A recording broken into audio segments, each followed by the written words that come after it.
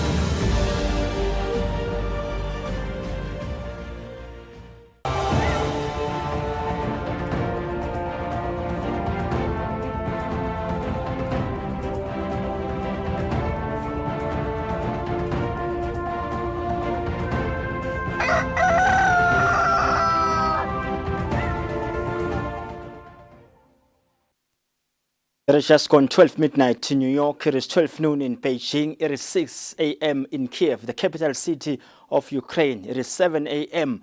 in Moscow, the capital city of Russia. It has just gone 6 a.m. Central African time in the Kingdom of Eswatini. Good morning and welcome to the Monday edition of Kusile Breakfast Show. We are coming to you live from our Hospital Hill studios in Mbabane. I am Linton Kude. Many thanks for joining us. Bongosi ngumsombuluko tinsuku tingemashumi lamabili na lunyeke lusuku 21 March 2022. Savusela kuphina kuphila nibukele khona umsakatho lithombe Eswatini TV September kusenini nibe nempelasonto lenhle nale phephile nabake nebusuku lobuhleke futhi ngalokunjalo nivuka kahle ke namhla kungumvulo kungumsombuluko kaze umsombuluko wesi 12 kulomnyaka wa 2022 sizingena ke evikini les13 kanti ke lusuku lwesi8 kuseleke emalanga la 285 upheleke umnyaka losethu singakhithi imkathe bongosi nehlelo lomhla asibuke nje nasimo semkhuhlane iCovid-19 lekungumbiko lothulwa njalo nje induna yetempilo lezinkosi kuthi ke live leSwatini limenjani nakubuka ke iCovid-19. Induna ke isitolo bahlole eMaswati lathi ngulungwane letinzathu nemakhulu ayimfica nebantu labasithupha kwatholakala isilabane banawo lomkhuhlane lese kusibeka nje eMaswatini lathi ngulungwane letingemashumi lasithupha nemfica nemakhulu lasihlanu nemashumi ke lasihlanu nababili la ke banja nje iCovid-19 kusukela lapha kamhla ka14 March 2020. Last khona ke ma-active cases eSwatini yangemashumi lamabili nemfica kube nebantu labangu 28 labalula mango ke itolo ku COVID-19 lekwenda ukuthi eMaswati la saluleme kulomkhuhlane atingulungwane letingemashumi lasithupha nesiphohlongo nelikhulu nemashumi namathathu nemntu munye labasemtholampilo elive labalashwa balashela naka iCovid basikhombisa nje kuphela kude ke liswati lisilimalele itolo ngenza ba yaholo umkhuhlane lo kanti ke kusukela lapha ngaApril eminyakeni wa 2020 kude kube ngilomuhla silenyelelwe ngeMaswati la ingulungwane nemakhulu lamathathu nemashumi ke la imfica nababili selo ke i-vaccination rate elive yasisimba bongozi njengoba sime ku 29.2% lokusho ukuthi ke ingulungwane ngamakhulu lamathathu nemashumi lamathathu nemfica nebantu ke la bangamashumi lasiphohlongo lese bagome ngalokuphelele bagomela yona ke iCovid-19 kanti ke imijovo kuyavakala solo ke isekhona eSwatini lokushoda konje abantu lekufanele kusenini bagomeleke yona iCovid-19 live leShayina libikeke itolo kusi libe nebantu labangu 1556 labatholakala ke kusi bana lomkhuhlane weCovid-19 njoba ubonakala ufuna kugijima ngamakhulu emagonso lomkhuhlane kulo live leShayina nemavela facts bo South Korea nawo ya reporta ukuthi there is a surge in COVID-19 cases le facts live laseNdiya kanti ke lapha eAfrica sizaba nakhona livele Botswana lenta kahle kakhulu ke lona ndzabeni ye vaccination kanti ke libhanga la kaMhlaba iWorld Bank approve ke iloan le nganga 750 million US dollars likusuka ke itawesekela ibudget ya 2022 yelive laseKenya. Kanti ke emhlabeni wonke nje jikelele legijimako bonkosi ngileto Ukraine neRussia kulani yalidolobha leMariupol, yeah, the city of Mariupol. Kuthiwa ke bekubekwe isikhathi lesingu 5 am esikhathi saseMoscow ekuthenini labo labahola ledolobha babe sebasarendile basarenda ke ku emasotsha aseRussia. Kuthiwa ke i-deadline seyishayile solo ke abaka surrender sithi ke Russia itawu seyangena yachubeka nekubaklinya labo bantu belive lase-Ukraine. Inhlangano ke lebukwenza lebakhoseli bikalo ukuthi ngelanga lilinye kungena ke abantu abalinganiselwa ku 5 million bangena ke eveni lase Poland ema refugees laqhamuka eveni lase Ukraine njoba kuthiwa ke emhlabeni sekunaleyo refugee crisis kulembi lechubekako lapha eveni lase Ukraine. Kanti ke ngilethe nje naletinye lithamba phambili lamanye amave emhlaba lesithathu sibuke nasiqedisa nje indzaba talomhla ekseni ukuthi kwendekana emhlabeni kakhulu kade nakuyona indzaba yeRussia and Ukraine. Saseke sesiyateka indzaba la lemtholampilo linamandla medical center sitafuna ukukhulumisa nahlelo lwabo lebathi ke i-outreach program labaphuma khona bayimimangweni baletheke ulisitho letempilo. Siyafuna kuva ukuthi ngabe lihlelo lichubeka kanjani unjani umthelela walo kuleso sive labasisitako basitha kanjani futhi ngiliphi lelisitho lebetempilo labalu lethako njoba siyathi usikuleti insuku talomhla baye bavele bodokotela abalapha ke tifo letahlukene boshuwela kungaba naletinye. Siyafuna kuva ke bona ukuthi ngabe bagcile kutitifo naleyo mimango lebasebenzela kuyo ukuthi khethe kanjani leyo mimango ngoba phela siyawatloye ukuthi live lenkosi likhulu kakhulu emaswati yalidzinga isitolo tempilo etindzaweni letiningi. Bonke 5 minutes after 6 asibatholeke emarket nasibuya sasazanza bateqala talomhla kuseni. You are watching the Monday edition of Kusile Breakfast Show.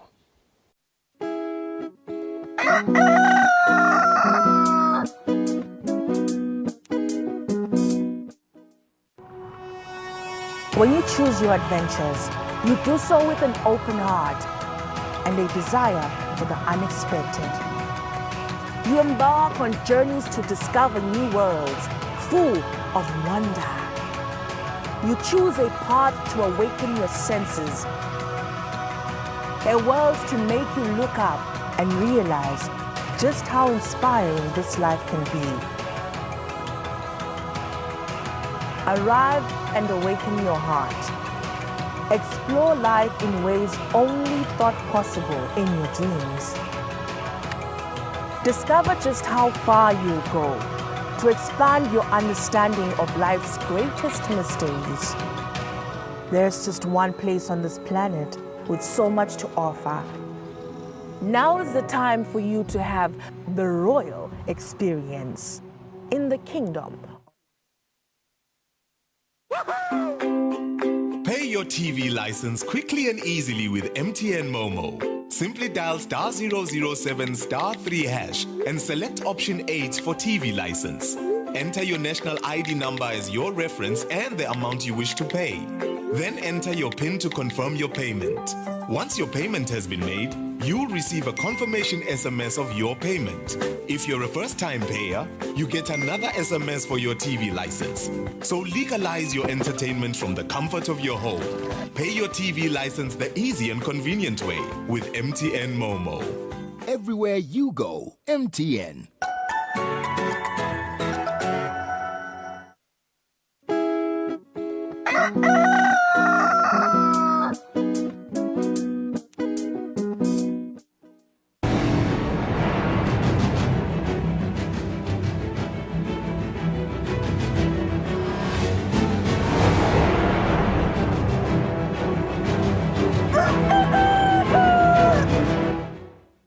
Bola nguvuseleke ngomukele ndzabeni teqala talomhla ekseni ehlelweni Kusile Breakfast Show libito lami ngiLinkedIn Gule.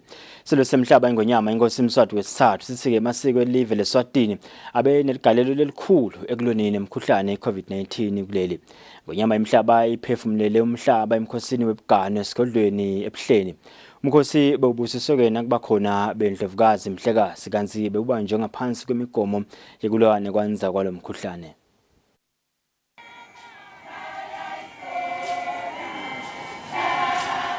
Noma bese kuhlangene iminyaka lemibili ungagidwa umkhosi webuganu nelibutho labo phezulu komkhono solo libambe phasi liwubuyise ngamandla lamakhulu kwaqaqelana noma ngibani ukuthi nomkhosiselo wakalahlekelwa sizotha sawo nebuhle bawo lobukhangako.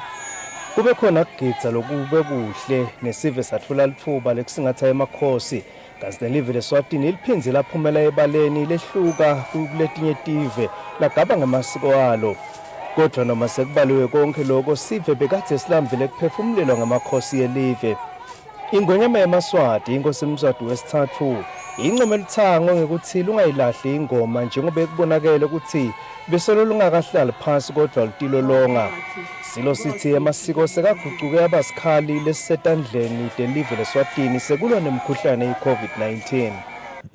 Lesikudumisa ukuthi kutemasiko sihamba embili kakhulu ngekuhlonipha amasiko laphinza abonakale nokuthi alusito ekuletheni impilo esiveni njengoba sive naside nje sihlangene ngelisiko kuba kunyenti nalokuhlolwa nalokujova lokubonala kone ukuthi kuyavikela cha.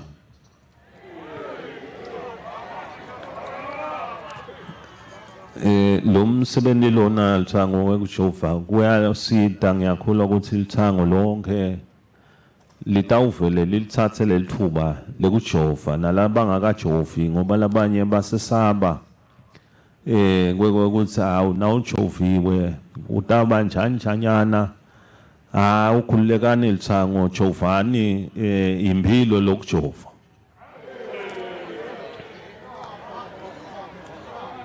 Lo mjovo nje ufanana nalamagano njengoba nasitawuhle sithi qabu kukujova kona ngekwako lokho lithango.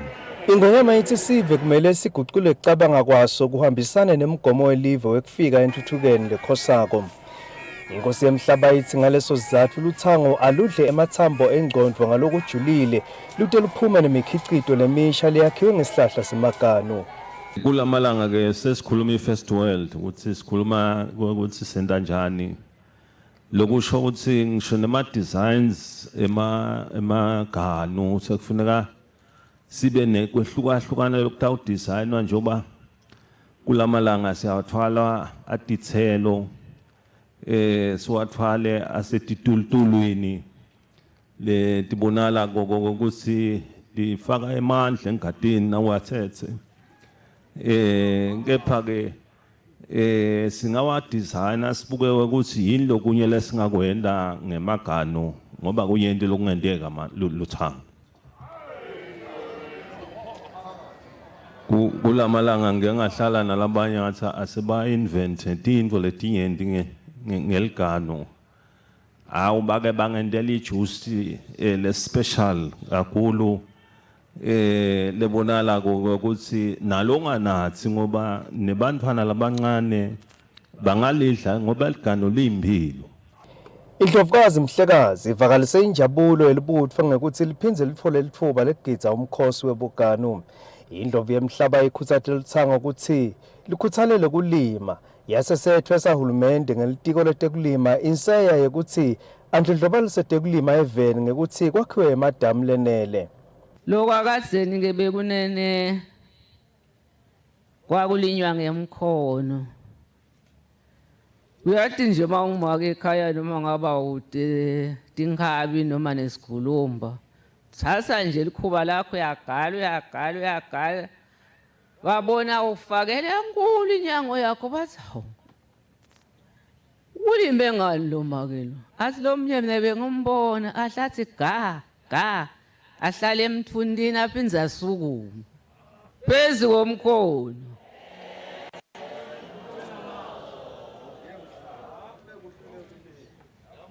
Siyacela nje nakuleli tiko leti nali lelibuke tona tekulima kepha ngeva ngiyakhumbula kulomnye umnyaka kunalomnye minister athi awushana ukuthi zakhe emadamu ngala abantu ngathi ngeke ngisho ukuthi awukhuluma wena ngoba emadamu bekunene njengoba belina kangaka nje uyatemba nje ngasi wabekile sitawulima dingathi awuke phasiyamcela uhulumende Yebo kona siyabona ukuthi awu nayo lesifo lesi sihlasele konke kuwile ngoba nemnotho uwile kepha uyawuqabanga nje uhulumende ngalelinye ilanga kuthi lelive libe nemadamu ngoba makunemadamu siyasitakala ngoba netingathi siyakhona kude sokuhlala levila ngoba mawuvila lapha sitawubona ukuthi makela abantu uyavilapha Lebika kwethu Ndzabene ngisandile Makhanya esigodlweni ebuhleni. Kazenga kulokunye libutho lelithango lendele etibukwako emkhosini webugano. Leli butho lebeleholwa ngemakhosikazi ngonyama likhibeke bugabazi lobusetulu. Loku kuwende lo mkhosi obamuhle kakhulu njengoba ukhange netivakashi tangephandle kwelive.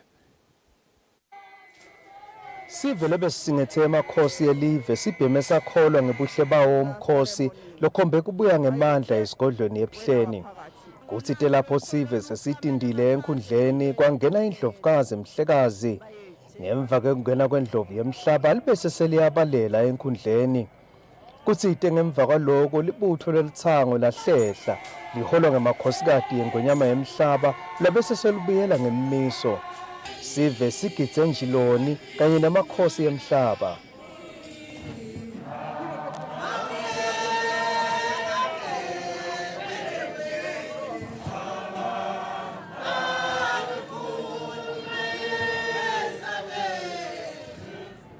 Tivakashi temakhosi lekito kubawo lebukhosi bangephandle kwakuleli bolisiba olukhulu bemave netivakashi letisuke emaveni yato tatawutidzelisa tivusele ingonyama yemaswati usachubeka umsebenzi tabongela emakhosi ngebumengemenge letibubonile nangempumelelo yemkhosi. Ngesikhathi sekuthamba tigwebane tagwebana tabese setiyangqungquza ngesikhathi sekuthamba emakhosikazi yesilo kwathamba inkosikazi Makela Mahlangu.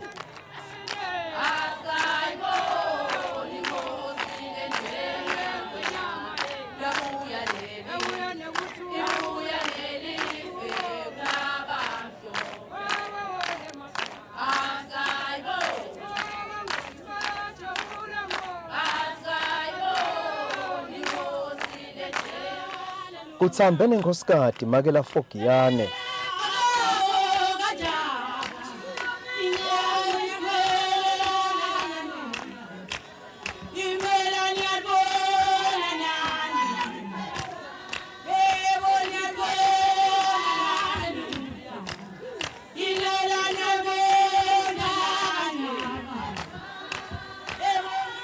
Kanzi-ke kuthambene inkosikazi Makela Mashwama.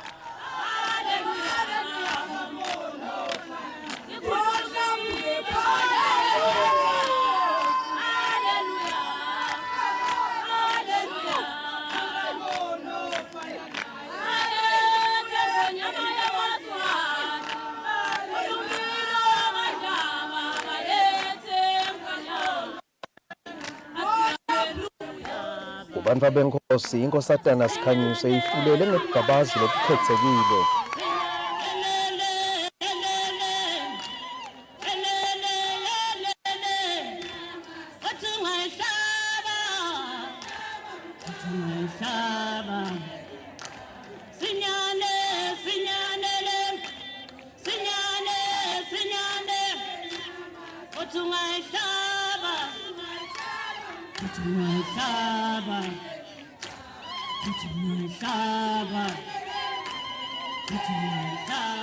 Kuthambeke nemva nenkosi temthimba.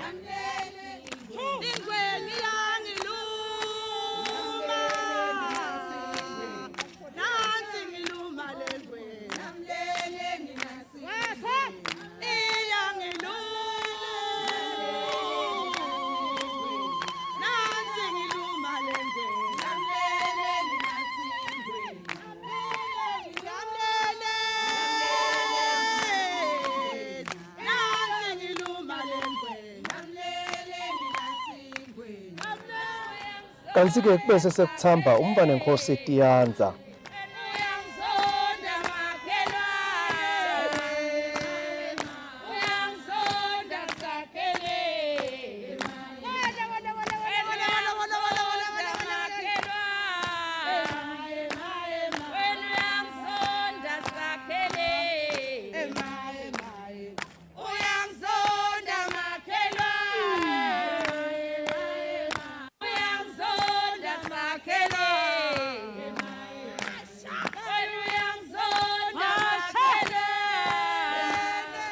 lo nyaka kube ngilonyaka-ke njengoba kuthambene balondolozi labancane nabo lababiyele inkundla ngekuthamba lokukhethekile. Libika kwethu Ndzabene ngisandile Makhanya esigodlweni Hleni. Sikumnotho welive wentengo yetinfo khombiseke kukhula kancane enyangeni yaBhimbidvwane kulomnyaka losetulu lokhombiseke kukhula nga 3.6% nacathaniswa ngenyanga yengongoni eminyakeni lophelile lokho kuvetwe ngumbiko welibhange lelikhulu kuleli iCentral Bank of Eswatini. Umbiko wetemnotfo lokhishwe libhange lelikhulu kuleli wenyanga ya January kanye na February kulomnyaka losetulu ukhombisa ukuthi umnotfo ikakhulu intengo yetinfo ikhombise kukhula ngalokuncane lokungu 3.6% enyangeni yaBhimbidvwane nakucathaniswa nenyanga ya December eminyakeni lophelile njengobe beku 3.5%. Lilangeni lona ke likhombise kucina kulenyanga yeNdlovana kulomnyaka losetulu nalicathaniswa naletinye timali temhlaba njengobe lilangeni belime ku 15 emalangeni 23 cents. Lo mbiko kuveta ukuthi imali lebolekwe tinkampani letitimele i-private sector ifike ku 15.8 billion emalangeni kulenyanga yaBhimbidvwane kulosetulu. Lo mbiko uphindze uvete ukuthi sikwenete selive sime ku 27.9 billion emalangeni lokulingana na 35.9% wemnotfo welive i-GDP. Tindzabeni kubika Sondomlangeni eMbabane. Ifemeli yakha-ke yemikhicito leyakhiwe ngemaganu iSwazi Secrets iqhuba kahle kakhulu njengoba emaganu ekwakha-ke lemikhicito iyawalanza isiveni leso lesingakhoni kufinyelela kule fem. Ngakusho-ke kwaphethile Dlamini welihlangothi lwetekuthenga kule fem banelithemba-ke lokuthi emaganu alonyaka adaba ngulawo labhekekile. Dlamini-ke beyakhuluma nabakhangisa ngemkhicito labayendako esigodlweni ebuhleni nakuchubeka wona umkhosi webuganu.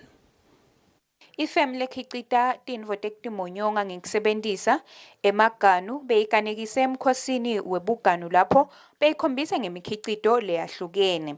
Phethile Dlamini wale fem uthi le mikhicito yakhiwa ngemaganu labutfwa bomake betinkhundla letahlukene lapha eveni. Siphuma siye ngephandle bomake siyothenga emandongomane sibuye nawo sifikele efemini sifocele oil then lo oil nguye lesisebenzisa wona kwakha onke lama products eniwabonako. Sakha ke ema products eswakha kusebenzisa marula oil sakha insipho sakhe ilotion sakhe ishambo iconditioner nelip balm sisebenzisa yona lo oil wemandongomane wemagama. Bomake sisibakhona kuletha efemini labo labadudane laba labakhashane siyaphuma ngoba abakhashane abantu abadzala angeke bakhone kufika le Empire siyaphuma siyobathengela bayasigcobela impela nkosi yami eMaswati aya supporta kakhulu ngetingane. Lo nyaka sisangaqala ukuthenga sangacela ukuthenga but kilo mnyaka kuphelile ngokuthi tihlahla temaganu betingakathengi vele asikathola kakhulu tingane. Lo nyaka ngiyacabanga ukuthi vele ngiyathemba nalokuthi sizathola lamaningi ngoba tihlahla tithele tiyamangalisa. Le mikhicito ifaka ekhathi tinsipho tekugeza emafutha ekugcobisa nalokunye. Etindzabeni kubika Sondomlangeni titfombe ngisamkelisiwe Khoza ebuhleni. Hulumende sewucalile-ke kuneba emaceleni umgwaqo lomkhulu lusuka eMotshane uye eMathamo aphindza afake litiyela avale netigodi emgwaqweni. Kwenetshwa kwalomgwaqo kutawenta ukuthi timotolo sale tihamba ngekukhululeka kunciphe netingoti letisitakhumuti bese tanza tingoti kulomgwaqo. Selicalile kulula umgwaqo losuka eMotshane uye eMathamo litorete emsebenti lemikhulu nekuthutha. Lo mgwaqo sewuvele uhayiwe emaceleni kuvumela ukuthi kube nesikhala lesanele sekuhamba kwetimoto kulandzela ukuthi bewumncane kuya emaceleni lo mgwaqo. Ngaphansi kweluhlelo lwekulungisa umgwaqo ngetigaba letahlukene hulumende sewufake kabusha litiyela kulo mgwaqo kanzi-ke sekucale nekuvalwa ema-potholes kulowo mgwaqo. Takhamuti ke talendzawo tiyambonga hulumende ngekwelula lo mgwaqo. Umgwaqo bomubi vele kakhulu bosovele tutawudada ingoti nyalo lokhu sebawunebile cha titawuncipha ingoti betendeka vele kakhulu la tingoti siyabonga kakhulu nje kuhulumende yasendelele bosikamete kakhulu ngoba kanje sisibantu sisive samba la umcingo lomgwaqo sesingena lemgwaqweni sibangazathole timoto naleti moto kanje ukuthi sethi umgwaqo muso ukhoshela kakhulu la ngakithi la kule latamba la khamba khona labantu ngoba kunalama potholes kakhulu emgwaqweni umnjalo bomncane vele nyalo sokucisha unebekele semkhulu futhi Awukuthokota ukuningi kakhulu because siyabona nokuthi semkhulu kahle sesiyakhona nokuthi sihambe lamaceleni netimoto setiyakhona kwengcana kahle than before.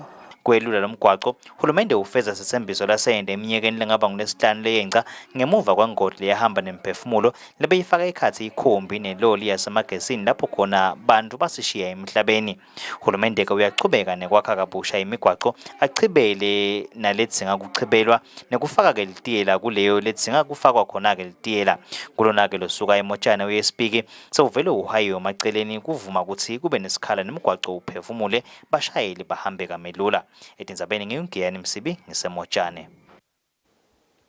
Lilunga leliphupho lendlovu Rebecca Thwala uthi ke lonyaka bakhipete kudla lokufaka ekhathi emakhekhe nejuice kulokunye kusebenziswa tithelo temagano.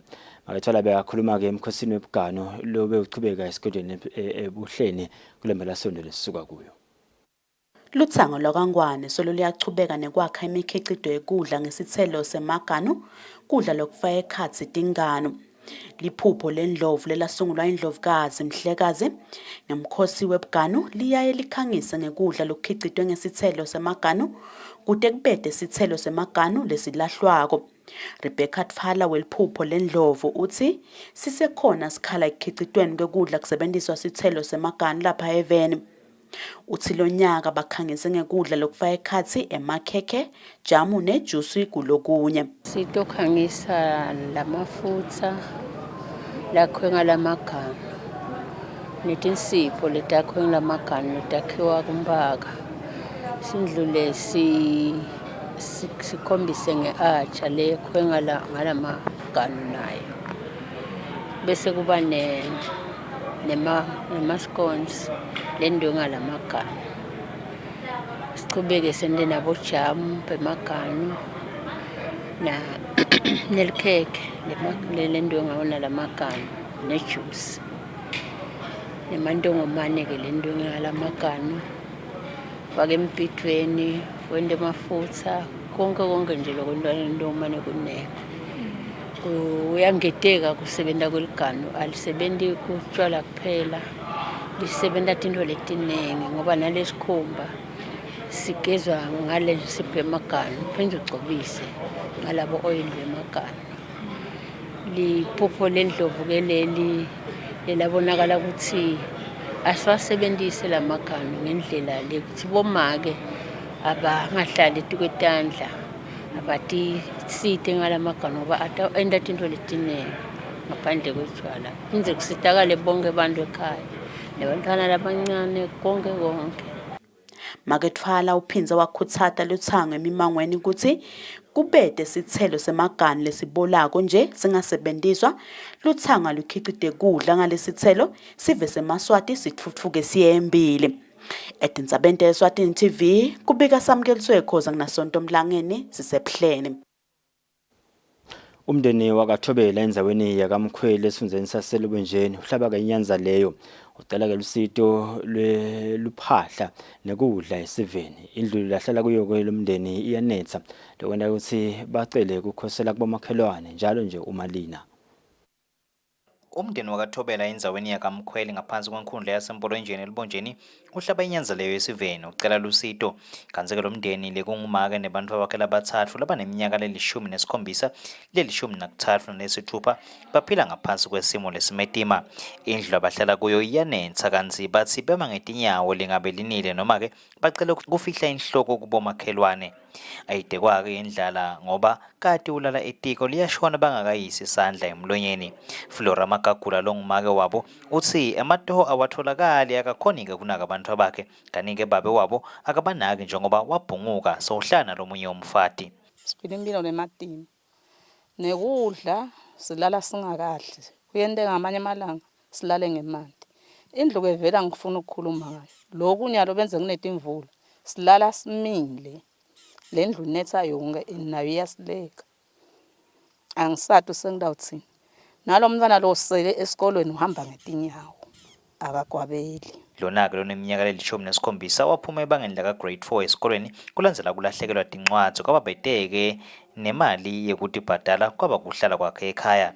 Lona-ke lofundza yena ufundza grade 4 kantsi ucela ticatfulo tesikolwa njengoba setimdzabukele kanye neyunifomu yesikolwa. Kantsi-ke lona loneminyaka le-6 yena akafundzi ngekuba bheteke isitifiketi sekutalwa. Mlungisi Fakutse lobacelele lusito naye ungumfundzi ufundza libanga laka-form 3 kulesinye setikolo kulesifundza kantsi-ke lekatsi udzabukile emoyeni nakababona kulesimo.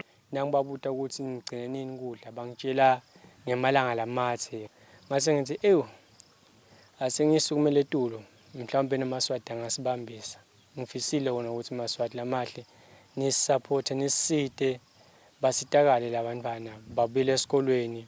Kantsi-ke lesinye simo lesi sikhandzile-ke ukuthi kude namunye lonesitifiketi sekutalwa kuleli khaya kufaka ikhatsi yena-ke make walabantwana loteke nesichazabuve i-ID.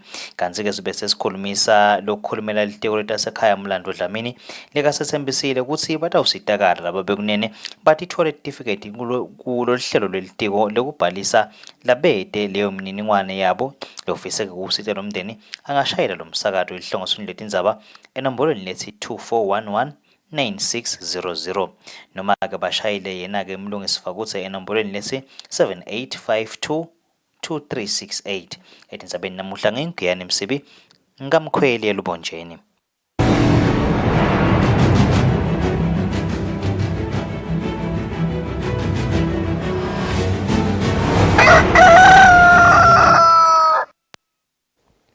Asithaphetse bongosi ngekubuka nadide emidlalo menkabelo inhlangano emidlalo yokubhukusha kuleli Hemenjele uthi-ke kumcoka ukuthi banakekele badlali balomdlalo lasesebancane kuthi bathe khona kuvala sikhala setinhlambi letikhona nyalo natithatha-ke umhlala phansi kulomdlalo njalo beyakhuluma nakuchubeka imidlalo ye-swimming gala.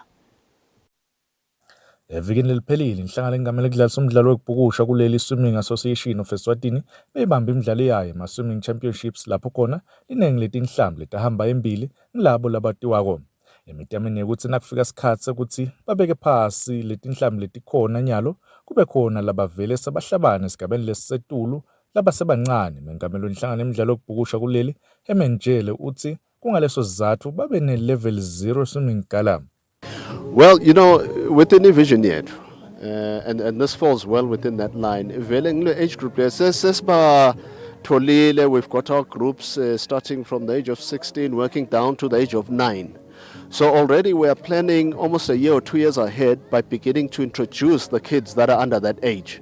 Because we want to be sure as an executive block, we no longer have any gaps. So definitely they will fit within the structures and perhaps even some of them will catch up with the existing group of swimmers.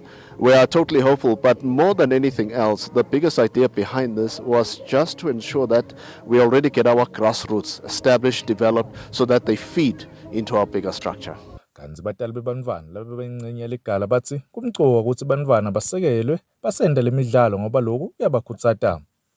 Uba ne-confidence lenyendo uyaboosteka and maka ne-support from your family usima kahle like akapanic because masingekho uba bese uba nemahloni because masikhona then she can push as hard as she can because she's capable, but if you're not there then she gets a little bit frightened. Kuqoka kakhulu ukubasekela abantwana because lokhu ngema life skills bafundisa ngempilo bafundisa ngekuthi ngawuthi babe netimfo lebatendako ngaphandle kwesikolo. So laba nje baneshiselelo lisibaya kuma Olympics. So as umntali ifuna ngibasupport. Kanzi nato tinhlambi letisincane lebetingcenye legala tijabule kakhulu kuba ingcenye lemidlalo. I'm very excited. I feel great. Awesome. Kanzi yena tshela ubonga kakhulu batali labathatha isikhathi sabo basekele bantwana njalo njalo kule midlalo labayibambako bayinhlangano. Lobekela umsakathi Eswatini TV temidlalo ngilinda Dlamini embabane. Ngalelo temidlalo bongosi asibambe lapha ecala talo mhla ekseni sibahlule emakethe siyabuya ke siyachubeka nalo hlelo.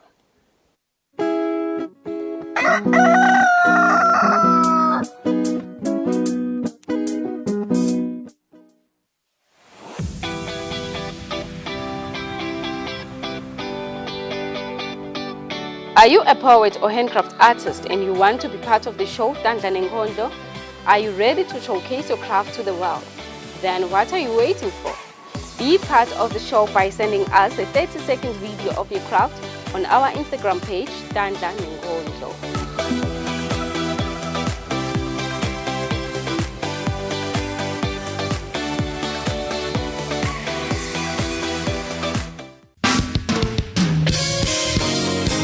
Sehlelweni lethi lithini libandla siyambonga uNkulunkulu uhlelo lize libuyele emoyeni.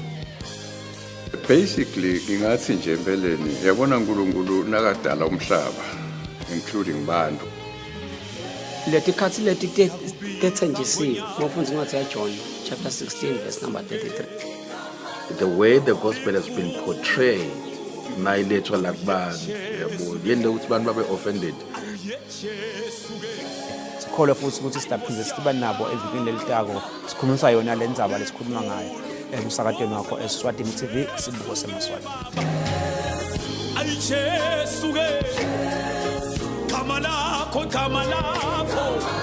likhulu Jesuke I do the most. Watch local TV on the go with the Eswatini TV app for only 20 emalangeni per month. Do the most with Eswatini TV app. Download from Google Play Store or App Store. We're good together. Everywhere you go, MTN.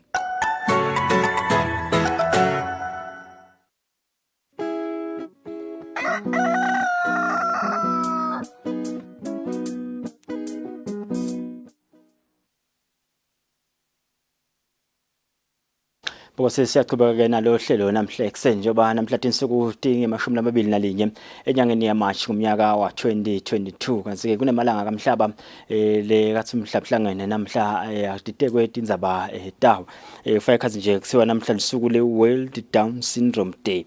It's also International Day for the Elimination of Racial Discrimination, International Day of Forest. Ngithethe lawo ke malanga la namhlanje kutabe kugcilwe kuwo emhlabeni wonke jikelele kwenza bademahlathi lenza batenaba bamhle singathi bane Down syndrome kuphindze kubukelanga le kuqedza nya kuthonisana ngokwelibala nalokunye kanti ke sifuna nje kubuka lokutheneni ngabe kwendekani emhlabeni wonke jikelele njoba indzaba lenkulu ngindzaba ye Russia and Ukraine mengameli level America Joe Biden uyayiyala ke iChina kuthi kutaba nema consequences uma ingafuna kwelekelela live le Russia kulembi lechubekako lechubeka lapha evenila se-Ukraine siyasasa ke yona indzaba yethu yekucala la President Biden ayiyala iChina sayingaqali ibambise iRussia kulokulwa lokuchubeka kwe-Ukraine. As Russia expanded its aerial bombardment campaign in Ukraine's far western city of Lviv Friday, President Joe Biden had a video call with Chinese President Xi Jinping focused on the brutal war, civilian casualties, and suffering. The White House says Biden outlined Western unity on tough sanctions against Russian President Vladimir Putin and described the consequences China would face if it supports Russia's bombing of Ukrainian cities. Chinese state media said Xi does not want to see the situation in Ukraine come to this. One expert told VOA Putin has put Xi in a very awkward position by asking for help to continue the war. Definitely, China would love to see this war go away, or at least the conflict die down, and so the fact that President Biden and President Xi talked for about 2 hours suggests that this was a pretty involved and intense conversation. Skobel told VOA the Ukraine war is the first real test of the true nature of the relationship between Russia and China under Xi and Putin. On Thursday, Secretary of State Antony Blinken voiced concerns about China supporting the war. We believe China in particular has a responsibility to use its influence with President Putin and to defend the international rules and principles that it professes to support. Instead, it appears that China is moving in the opposite direction by refusing to condemn this aggression while seeking to portray itself as a neutral arbiter. And we're concerned that they're considering directly assisting Russia with military equipment to use in Ukraine. On Monday, U.S. National Security Advisor Jake Sullivan and Yang Yiqi, the Chinese Communist Party's chief diplomat, also held talks on Ukraine in Rome. Experts tell VOA that Putin has been hit hard by Western sanctions and would need very substantial sums from China to fund his costly war in Ukraine. Russia and Putin need a lot of money, not a small amount of money, but a lot of money. And the amount of money they need, I don't think China is going to want to give unless they get something really big in return. And I don't think that Putin wants to mortgage his whole country to China for this. The now paused Iran nuclear talks in Vienna is another thorny issue involving the U.S., Russia, and China, plus, of course, Iran, the United Kingdom, France, and Germany. State Department spokesperson Ned Price said he believes the parties are close to a deal, but Russia will not be allowed to use the deal to get out of sanctions over Ukraine. I think two things can be true. One, the JCPOA is not going to be an escape hatch for the Russian Federation and the sanctions that have been imposed on it because of the war in Ukraine. But two, we are not going to sanction Russia for participating in nuclear projects that are part of the JCPOA. Iran said Russia will not be an obstacle to reaching an agreement at the talks in Vienna, saying there is no relation between the talks and developments in Ukraine. Kathi-ke njengoba lomhla sitshe kanzaba ukuthi lusuku le-World Down Syndrome Day lusuku-ke lwakamhlaba lolu United Nations General Assembly yamemetela ngeminyaka ka-2011 ethenini njalo nje mhla ka-21 March kuyaba-ke lusuku la kutiwa khona nzaba the-World Down Syndrome Day kanti-ke kuthiwa ngeminyaka bantwana labadalwako bad nje labangu-6,000 ba-affectwa ngiyo i-Down Syndrome kanti-ke secibulo salonyaka sithi #inclusion means ukuthi labo labane Down syndrome nalamanye nje ama disabilities abafakwe kutonke inhlelo ku society ngaba temfundo ngaba kutepolitiki nani babe ingcenye bangabandlululwa kathi ke le indzaba le sibuka kubongosi letsinza yona live le Russia ne Ukraine kulandzela ke nasi yasinaya I decision noma ke sijubo sesasathwa I International Court of Justice sekuthenini ayime lembi lechubekako khona lapha eUkraine le International Criminal Court ke ibese ke seyicala luphenyo lekubuka ukuthi ngabe vele kudeni ma war crimes and crimes against humanity lachubekako eUkraine kuloku hlaselwa live le Russia. It's the haunting image of a pregnant woman that went viral, as well as children's bodies lying on the pavement, joining horrific images released every day from Russia's bombing in Ukraine. But do they constitute war crimes?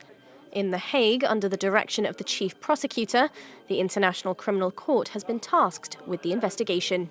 We know very clearly that if civilians are directly targeted, if civilian residences or locations are targeted, that is a crime. But the level of these atrocities cannot be measured, raising the question on how exactly to conduct the probe. On the ground, young Ukrainians gather evidence, analysing computer data to verify them and hopefully obtain justice. We try to collect all the evidence to point at every individual who pulled the trigger or ordered to commit a crime. Satellite images before and after shelling could also provide corroboration of the crimes committed. The goal is to get the alleged perpetrator of war crimes, no matter their rank, to face justice in front of a court. But could President Putin be put on trial? For this lawyer, he could very well be held accountable. The International Criminal Court doesn't provide immunity for heads of state who are in office. So the court today is the only power able to chase up Vladimir Putin. ICC investigators have traveled to neighboring countries in order to interview victims of the war. Kathi-ke njengoba inhlangano yakamhlaba lebukwenza bade bakhosela ibikile ukuthi balinganiselwa-ke ku-10 million bafundisa ba-displaced lapha eveni lase-Ukraine. Kuthiwa-ke eveni lase-Poland njalo njengelanga kungena-ke bakhosele labangu-5,000 labaqhamuka khona eveni lase-Ukraine. Kuthiwa-ke i-Poland seyichithe imali linganiselwa ku-1.6 billion euros kutama kunakekela abantu labaqhamuka eveni lase-Ukraine labatawukhosela khona lapha eveni lase-Poland. Medica on the border between Poland and Ukraine. Every day, hundreds continue to arrive here, mainly women, children, and elderly people. These refugees have two choices. Either go to a warehouse transformed into an emergency shelter, here we're not allowed to film, or they can continue on to Przemysl, the neighboring town, from where they can leave for other destinations. Since the beginning of the Russian aggression against Ukraine, up to 50,000 people have been arriving here every day. A lot of refugees here have family, friends in the other part of Poland, other part of Europe, and they know when they want to go. So after 1 or 2 days, they are organized a transport to family or others. Or if they have a place where they want, Przemysl with other organizing. Further north, Budomierz is a quieter border crossing. Here, each refugee is registered by the International Organization for Migration, and the reception system is financed by the Polish authorities. Tutaj państwo polskie zabezpiecza środki na funkcjonowanie takich miejsc. The Polish government is funding such places and covers their everyday costs, as well as the running of reception and emergency centers. Communities receive financial support for all that, but of course, they're also supported by Polish and European cities. And we use this support to fix meals and prepare care packages for further travel.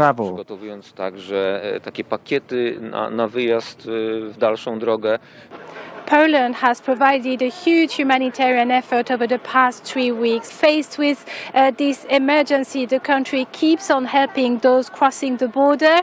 But for how much longer? Also, the government has released 1.6 billion euros to respond to this exceptional situation. But many questions persist over what will happen in the weeks, in the months to come.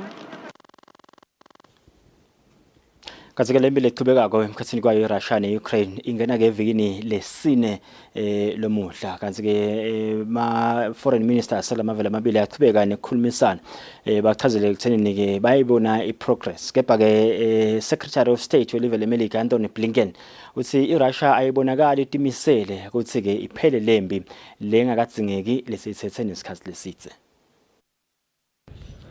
As Russia continues to bomb civilian targets in Ukraine, Ukrainian and Russian officials hold video conference talks to try to reach agreement on a ceasefire.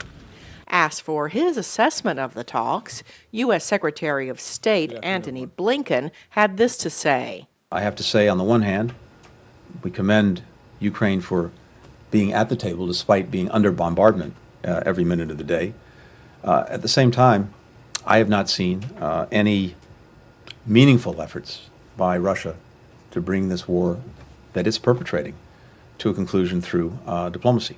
Ukraine's President Volodymyr Zelensky laid out his priorities for the talks in a video posted Thursday. Negotiations are ongoing, negotiations for the sake of Ukraine. My priorities in the negotiations are absolutely clear: the end of the war, security guarantees, sovereignty, restoration of territorial integrity. Zelensky said that so far, Moscow has suffered heavier battlefield losses than in previous campaigns in Syria and Chechnya, or even Afghanistan, going back to the Soviet era. Experts tell VOA that Russian President Vladimir Putin has likely been surprised by the fierce resistance in Ukraine, and that Russia's troubles advancing into Kyiv have led to a marked shift in its negotiating position. But it's interesting that here the Russians have moved from demilitarization to limited military forces, which is a big Russian concession already. They seem to have abandoned the idea of regime change in Kiev altogether. But I think that we should interpret this as the Russians desperately saying, this is what we would like to get now. Please, can't we get this? And the answer is no. Other experts caution that there is no evidence that Putin himself is serious about negotiating with Ukraine. I do think you have seen a shift in some of the official Russian rhetoric, talking about, for instance, an Austrian or Swedish option for Ukraine, which would kind of imply a Ukraine that's neutral, but that still has ties to the West, and it's not sort of subjugated by Russia. At the same time, I think we are seeing Russia continuing to escalate, and if anything, become even more aggressive in Ukraine in terms of its military tactics there. Putin may be so isolated that he is not even aware of the reality on the ground. Former U.S. Ambassador to Ukraine, William Taylor, told VOA. President Putin may or may not know that his initiative, his military operation, his war has stalled. He may not know that the Russian military is running out of food and fuel and soldiers. He may not know this. Until he knows that, he will not be serious about negotiation. Russian Foreign Minister Sergei Lavrov had this to say about potential talks between Zelensky and Putin. There are no obstacles to organizing a meeting on the understanding that it will not be a meeting for its own sake, but a contact between the presidents that will consolidate the agreements reached, which are now being worked out through the two delegations. They have met 3 times in Belarus. Now they are working in video conference mode. For now, as talks continue, funerals have become a daily occurrence in Ukraine, such as this one in the western city of Lviv, where residents buried their loved ones, soldiers killed in the war. Kaze-ke lapha eveni lase-Israel njengoba kuthiwa-ke kunamaJuda lokhanza ukuthi anebuve lobubili, anebuve base-Israel aphindze-ke aphathe abe nebuve base-Russia. Kanti-ke live le-America licelile-ke i-Russia ekuthenini lingaqali libukelwe ukuthi lingacikela phansi lama-sanctions lokuhlinywa lokwendekako lokuhlinywa-ke kwelive le-Russia. Kanti-ke i-Israel ivetile lokuthenini isatafuna ukuthola ipolicy letawubuka ukuthi ingayi-addressa njani lenzaba le. Kanti-ke president walolive le-Ukraine Zelensky ube nelithuba lokuthi-ke akhulume through video call, akhulume-ke nayo iparlamente yelive lase-Israel. Lemjabulele kakhulu-ke nekuthi-ke ifike yajabula nangale ngikhulumo la ethulile lapho bekacela khona nanaye ekuthenini i-Russia ayingakutholi kubanjiswa ngemave emhlaba, kepha-ke wonke emave emhlaba kalibambise live le-Ukraine njengoba ngilo lelibhonjwako kungumanje. Israeli media have been avidly following the comings and goings of the private plane of sanctioned Russian Jewish oligarch Roman Abramovich. Abramovich and other oligarchs hold dual Russian-Israeli citizenship, so the Israeli government cannot prevent their entry into Israel or seize their Israeli assets. But the government has formed a multi-agency task force to formulate policy regarding these Russian Israelis and the international sanctions against them. Israel will not be a route to bypass sanctions imposed on Russia by the United States and other Western countries. The Ministry of Foreign Affairs in Israel is coordinating the issue together with partners including the Bank of Israel, the Finance Ministry, the Economy Ministry, the Airports Authority, the Energy Ministry, and others.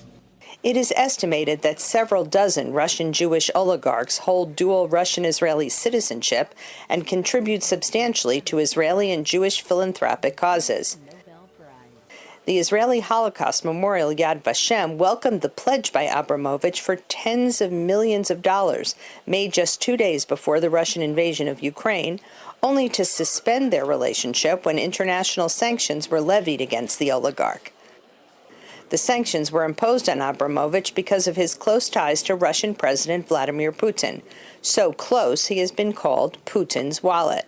Roman Abramovich was the second largest donor, is today the second largest donor to Russian, but he also contributed a lot to fight anti-Semitism, even using his Chelsea club So there are many good deeds. When you're deciding about sanctions, you don't have to look whether they made some good things. You have to look whether their money are really important in Putin's struggle against freedom and democracy. Besides the oligarchs, Israel may become a haven for the hundreds of thousands of Russians with Jewish ancestry who want to leave their country. Eli Gervitz, a Russian-Israeli immigration lawyer in Tel Aviv, says he's received thousands of inquiries in the past 2 weeks. I think we can separate the approach to our office to two main categories. Both of them we call SOS. First of them is save our souls. People want to leave Russia, to leave Moscow, and to arrive to Israel. And the second one, SOS, save our savings. People want to bring to Israel their money, their assets, not only from Russia, but from all over the world. But save our savings may become even more difficult after President Zelensky's plea to the U.S. Congress for intensified sanctions. In addition, Putin has forbidden money transfers out of Russia to bolster his collapsing economy.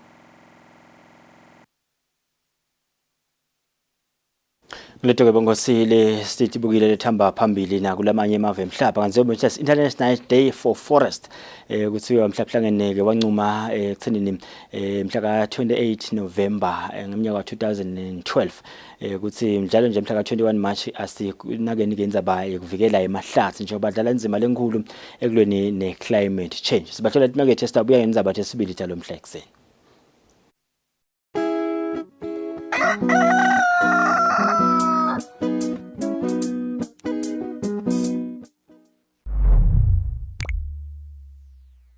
The recipients for Associate Degree in Information Technology are Mazibuko Simpiwe Jeneth, Sugati Nolwazi Demasine. Batali banolwazi bahamba babuya. Kwathi lapho kufika isikhathi sekuthangena esikolweni, akazange abekhona longampatalela kude nayafunze. Solathi Nhlo nolwazi usebenza ebusuku nemini, kude bantu abakubo balale badlile. Kepha kungilomuhla nolwazi naye uyaphothula ngoba wena mtheli wente lokufanele. Thank you for your tax compliance. Your tax is at work.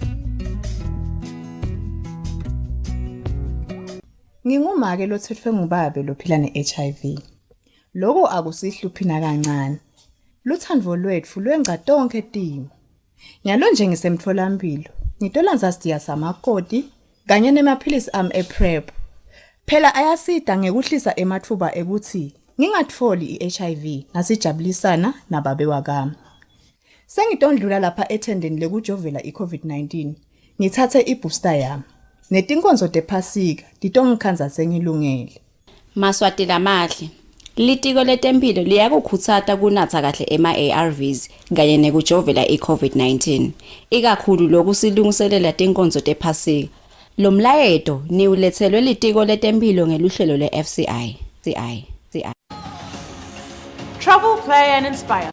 New season of Buhle Bethu is back on your screens with your girl Nombumelelo Dlamini. Of course, we have a new face in our team, the ever so cheerful Neliswa. That's right, Bumi. This new face is ready for fun and adventure in the beautiful kingdom of Eswatini. I'm so excited to be part of this show in this season.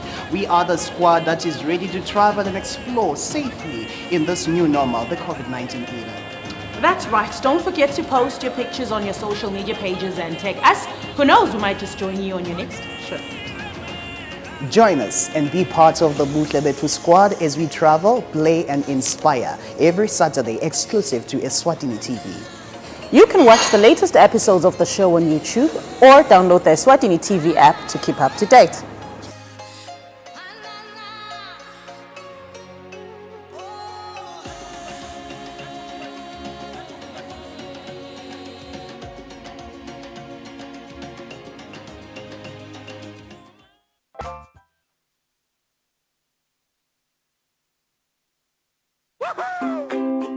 Pay your TV license quickly and easily with MTN Momo. Simply dial *007 *3 hash and select option 8 for TV license.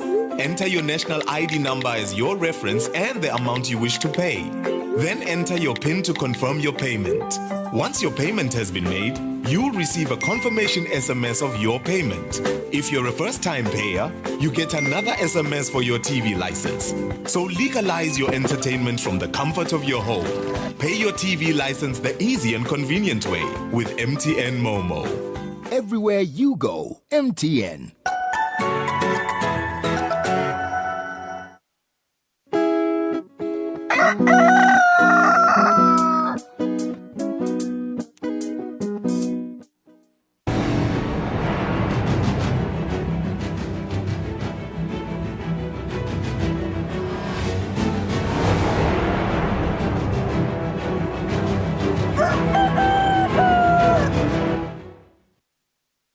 Ngicela ngivusele ngokwamukela ndzabeni tesibili njalo mhla ekseni ehlelweni kusile breakfast show libito lami ngiLinkedIn Gule.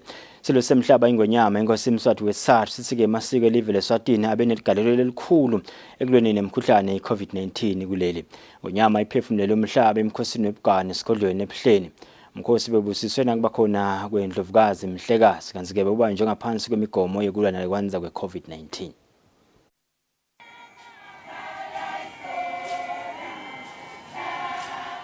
Noma bese kuhlangene iminyaka lemibili ungagidwa umkhosi webuganu nelibutho labo phezulu komkhono solo libambe phasi liubuyise ngemandla lamakhulu kwaqaqelana noma ngibani ukuthi nomkhosi solo wakalahlekelwa sizotha sawo nebuhle bawo lobukhangako.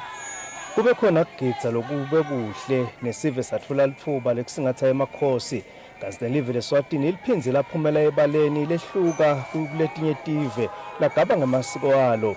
Kodwa noma sekubaliwe konke lokho sive bekade silambile kuphefumulelwa ngamakhosi elive.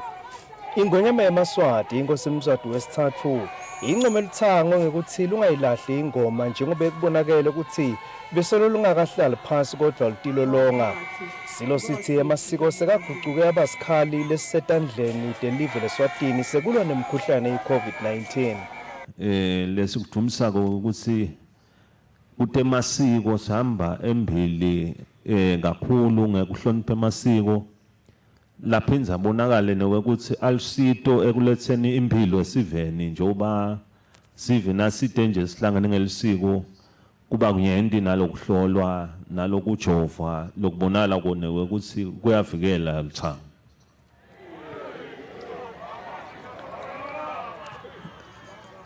Lo msebenzi lona lithango wekujova kuyasida ngiyakholwa ukuthi lithango lonke litawuvele lithathe lelithuba lekujova nalaba ngakajovi ngoba labanye basesaba kwekuthi awu nawujoviwe utaba njanyana ukhululekani lithango jovani impilo lokujova.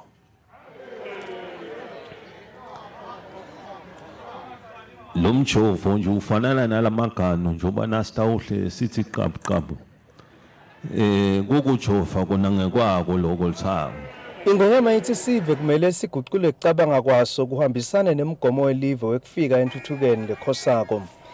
Inkosi yemhlaba ithi ngaleso sizathu luthango aludle emathambo engcondvo ngalokujulile lute luphume nemikhiqido lemisha leyakhiwe ngesihlahla semagano. Kulamalanga ke sesikhuluma iFirst World ukuthi sikhuluma ukuthi senta njani lokusho ukuthi ngisho nema designs emagano sekufuneka sibe nekwehlukahlukana lokuthawu designwa njoba kulamalanga siyathwala adithelo siwathwale asetitultulwini le tibonala ukuthi difaka emandla engadini nawathethe kepha ke singawa designer sibuke ukuthi yini lokunye lesingakwenda ngemagano ngoba kuyento lokungenteka luthanga. Kulamalanga ngeke ngahlala nalabanye ngathi aseba invente into letinyenti ngeligano awu bake bangentela ijuice le special kakhulu lebonala ukuthi nalonganathi ngoba nebantwana labancane bangalidla ngoba ligano liyimpilo. Indlovukazi Mhlekazi ivakalise injabulo elibutho ngekuthi liphindze lithole lithuba legidza umkhosi webuganu. Indlovu yemhlaba ikhuthathele lithanga ukuthi likhuthalele kulima yase sethwe sahulumende ngelitiko letekulima inseya yekuthi andlondlobalise tekulima eveni ngekuthi kwakhiwe emadamu lenele. Lokwakadzeni ke bekunene kwakulinywa ngemkhono. Uyathi nje mawungumaka ekhaya noma ngaba ude tinkhabi noma nesigulumba. Thatha nje likhuba lakho uyagala. Wabona ufakele enkulu inyango yakho bathi hawu. Ulimbe ngani lo makelo? Athi lo mnyene bengimbona ahlathi ga. Ahlale emthundini aphinza asukume. Phezu komkhono.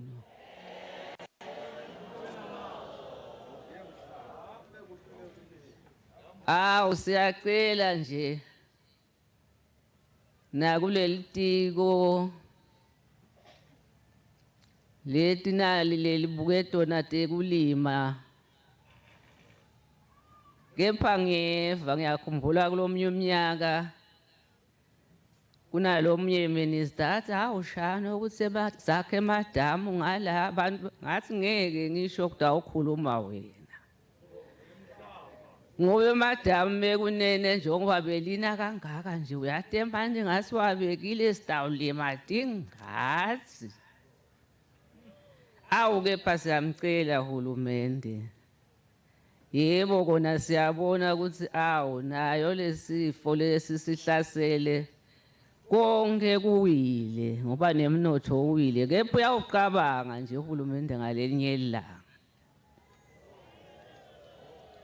Kuthi lelive libe nemadamu ngoba makunemadamu siyasitakala ngoba netingathi siyakhona kude sokutawuhlala livila ngoba mawuvila lapha sitawubona athi makela abantu uyavila lapha. Lebika kwethu Ndzabene ngisandile Makhanya esigodlweni ebuhleni. Libutho lelitsango lendekele tibukwakhe emkhosini webugano. Lelibutho lebeleholwa ngemakhosikazi esilo semhlaba engwenyama inkosi Mzantu wesithathu likhipheke bugabazi lobusetulo. Lokhu kwende wabamuhle lo mkhosi lebewukhanga netivakashi tangephandle. Sivele besisingethe emakhosi yelive sibheme sakholwa ngebuhle bawo umkhosi lokhombe kubuya ngemandla esigodlweni ebuhleni. Kuthi lapho sive sesitindile enkundleni kwangena indlovukazi Mhlekazi ngemva kungena kwendlovu yemhlaba libe seseliyabalela enkundleni. Kuthi ngemva kwaloko libutho lelitsango lahlehla liholwa ngemakhosikazi engonyama yemhlaba labe seselibuyela ngemiso. Sive sigidze njiloni kanye namakhosi yemhlaba.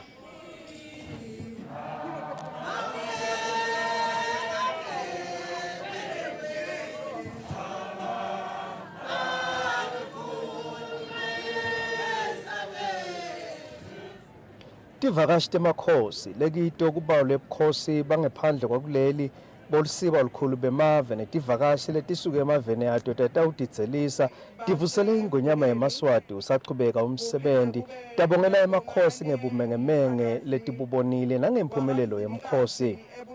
Ngesikhathi sekuthamba tigwebane tagwebana tabe sesetiyangqungquza ngesikhathi sekuthamba emakhosikazi yesilo kwathamba inkosikazi Makela Mahlangu.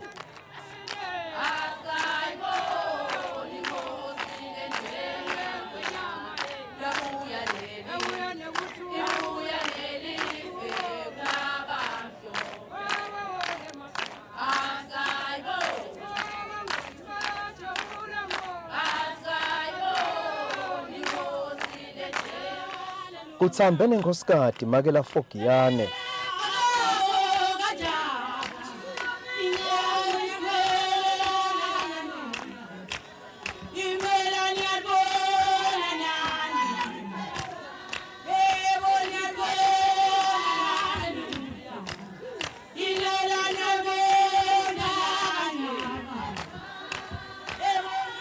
Kanzi-ke kuthambe nenkosikazi Makela Mashwama.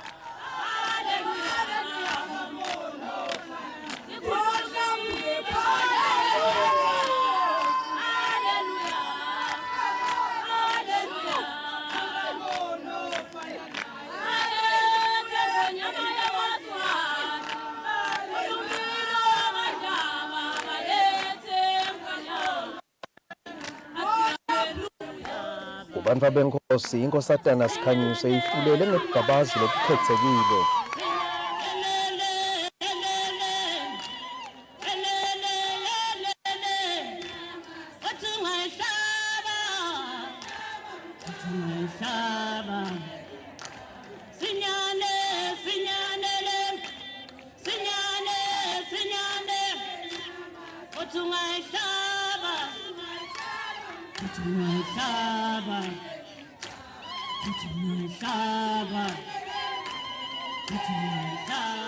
Kuthambeke nemva nenkosi Temthimba.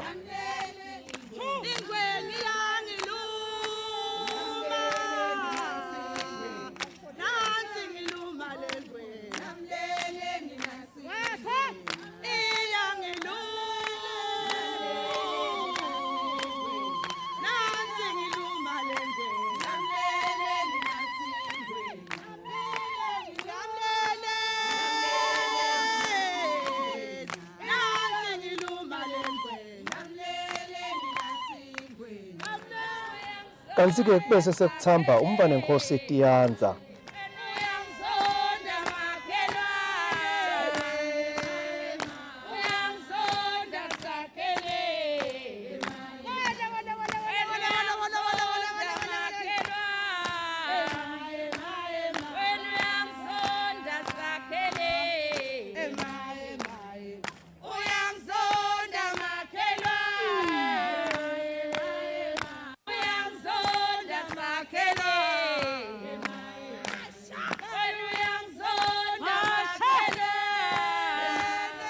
Lonyaka kube ngilonyaka-ke njengoba kuthambene balondolozi labancane nabo lababiyele inkundla ngekuthamba lokukhethekile.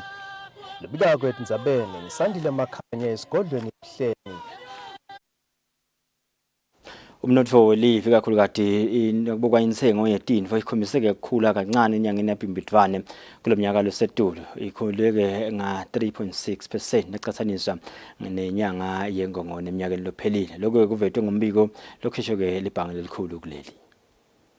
Umbiko wetemnotfo lokhishwe libhange lelikhulu kuleli wenyanga ya January kanye na February kulomnyaka losetulu ukhombisa ukuthi umnotfo ikakhulu insengo yetinfo ikhombise kukhula ngalokuncane lokungu 3.6% enyangeni yaBhimbidvwane nakucathaniswa nenyanga ya December eminyakeni lophelile njengobe beku 3.5%.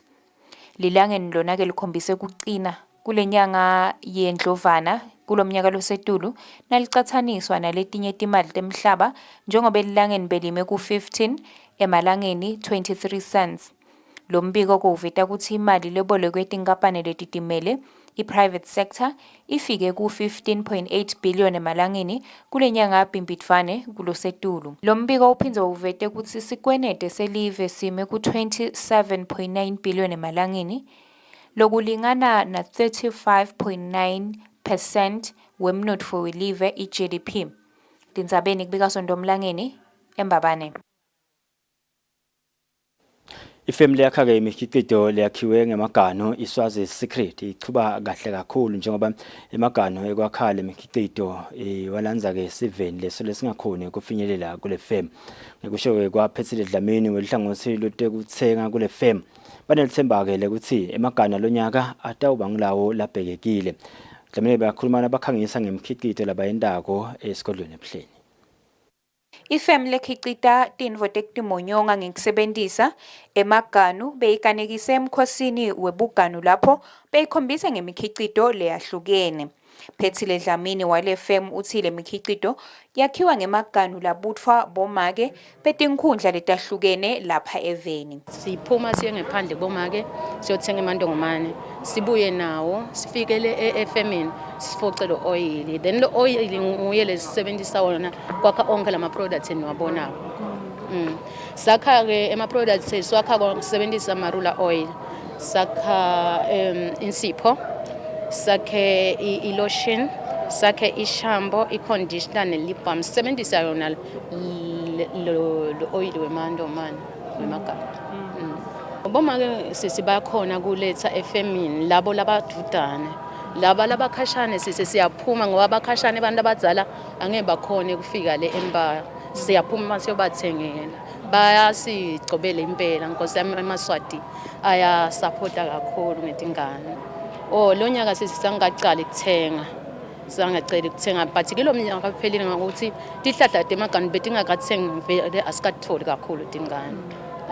Lo nyaka ngiyacabanga ukuthi vele ngiyathemba nalokuthi sizathola lamaningi ngoba tihlahla tithele tiyamangalisa. Le mikhicito ifaka ekhathi tinsipho tekugeza, emafutha ekugcobisa nalokunye. Etindzabeni kubika Sondomlangeni titfombe ngisamkelisiwe Khoza ePhleni. Sotalile ke hulumende koneba emaceleni umgwaqo lomkhulu osuka ke eMotshane uye eMatsamo aphinza ke yafaka elitiyela vale netigotsi kulo mgwaqo.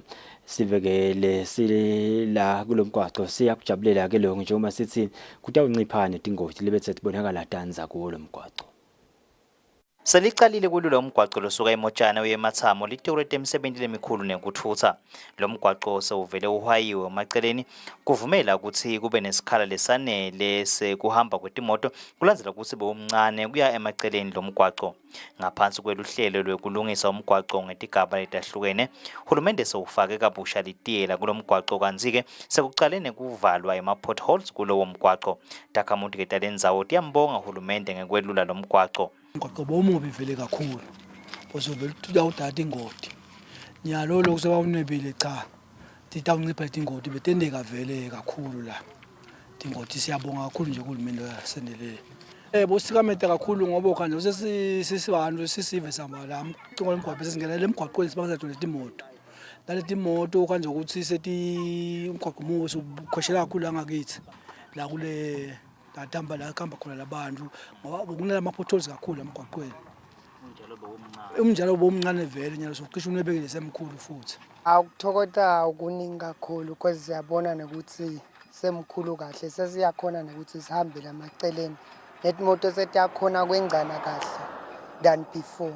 Kwelula lo mgwaqo hulumende ufeza sithembiso lasende eminyakeni lengaba ngolesihlanu leyenca ngemuva kwangoti leyahamba nemphefumulo lebeyifaka ekhathi ikhombi neloli yasemagesini lapho khona bantu basishiya emhlabeni.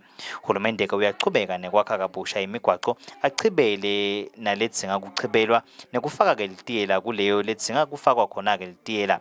Kulona ke losuka eMotshane uyespiki sewuvele uhayiwe emaceleni kuvuma ukuthi kube nesikhala nemigwaqo uphefumule bashayeli bahambe kamelula. Etindzabeni ngiyungiyani Msibi ngiseMotshane. Ilunga leliphupho lendlovu Rebecca Tfala uthi ke lonyaka abakhicite kudla lokufaka ekhatsi emakhekhe nejuice kulokunye kusebenziswa tithelo temaganu. Makethola beyakhuluma ke emkhosini webugano lebewuchubeka esigodlweni ePhleni kulembela sonto. Isango lokangwane solo liyachubeka nekwakha imikhicido yekudla ngesithelo semaganu kudla lokufaka ekhatsi tingano. Liphupho lendlovu lelasungulwa indlovukazi Mhlekazi ngemkhosi webugano liyaye likhangise ngekudla lokukhicitwe ngesithelo semaganu kude kubede isithelo semaganu lesilahlwako. Rebecca Tfala weliphupho lendlovu uthi sisekhona sikhala ekukhicitweni kwekudla kusebenziswa isithelo semaganu lapha eveni. Uthi lo nyaka bakhangise ngekudla lokufaka ekhatsi emakhekhe, jamu nejuice kulokunye. Sitokhangisa lamafutha lakho ngalamaganu netinsipho letakho ngalamaganu takhiwa kumbaka. Sindlule sikhombise ngeacha lekho ngalamaganu nayo. Bese kuba nema-scones lendonga lamaganu. Siqhubeke sende nabo jamu bemaganu na nelikhekhe lendonga wona lamaganu nejuice. Nemandongomane ke lendonga lamaganu.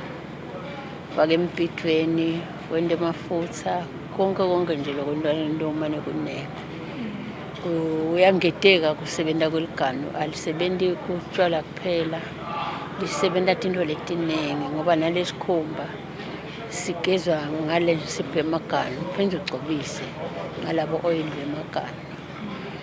Liphupho lendlovu ke leli lelabonakala ukuthi asiwasebenzise lamaganu ngendlela lekuthi bomake abangahlali tikwetandla abati site ngalamaganu ngoba enda tinto letinengi ngaphandle kwetshwala. Inze kusitakale bonke abantu ekhaya nebantwana labancane konke konke.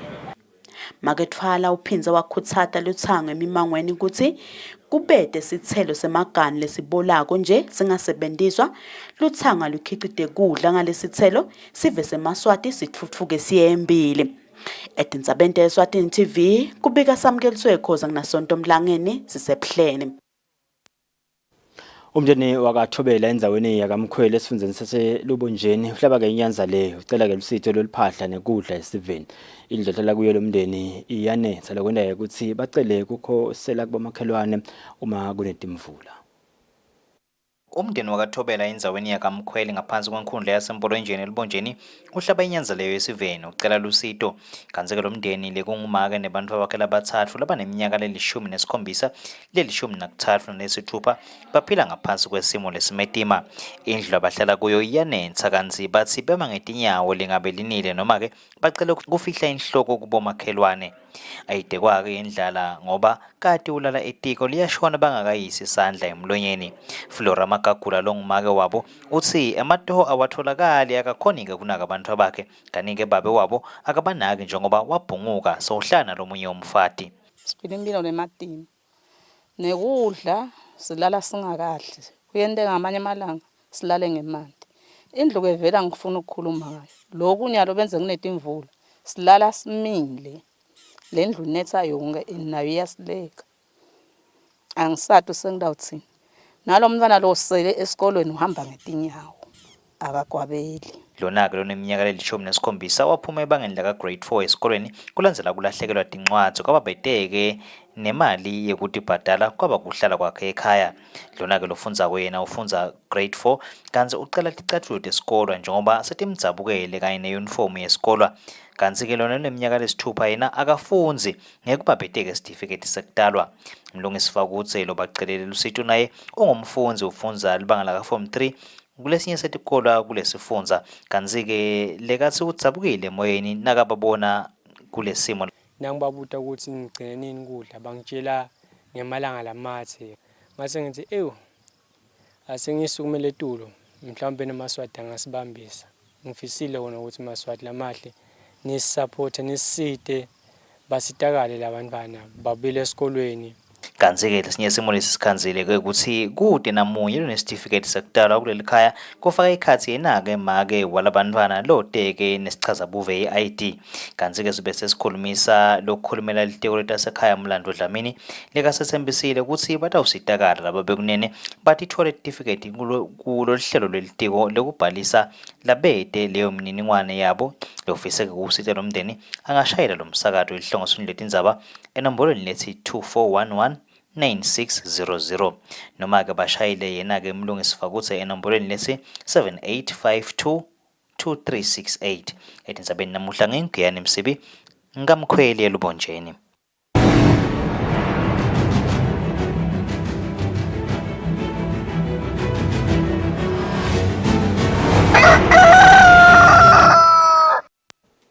Temidlalo mengameli enhlangano yemidlalo wekubhukusha kuleli Hemenje lethi ke kumcwa kakhulu ukuthi banakekele badlali balomdlalo labasebancane kude batokhona kukhula bavaleke isikhala setinhlambi letikhona kwamanje. Kanti ke tshele bekakhuluma nakuchubeka i-level 0 swimming gala. Evikini leliphelile inhlangano engamele kudlalisa umdlalo wekubhukusha kuleli Swimming Association of Eswatini beyibamba imidlalo yayo ma-swimming championships lapho khona linengi letinhlambi letahamba embili ngilabo labatiwako.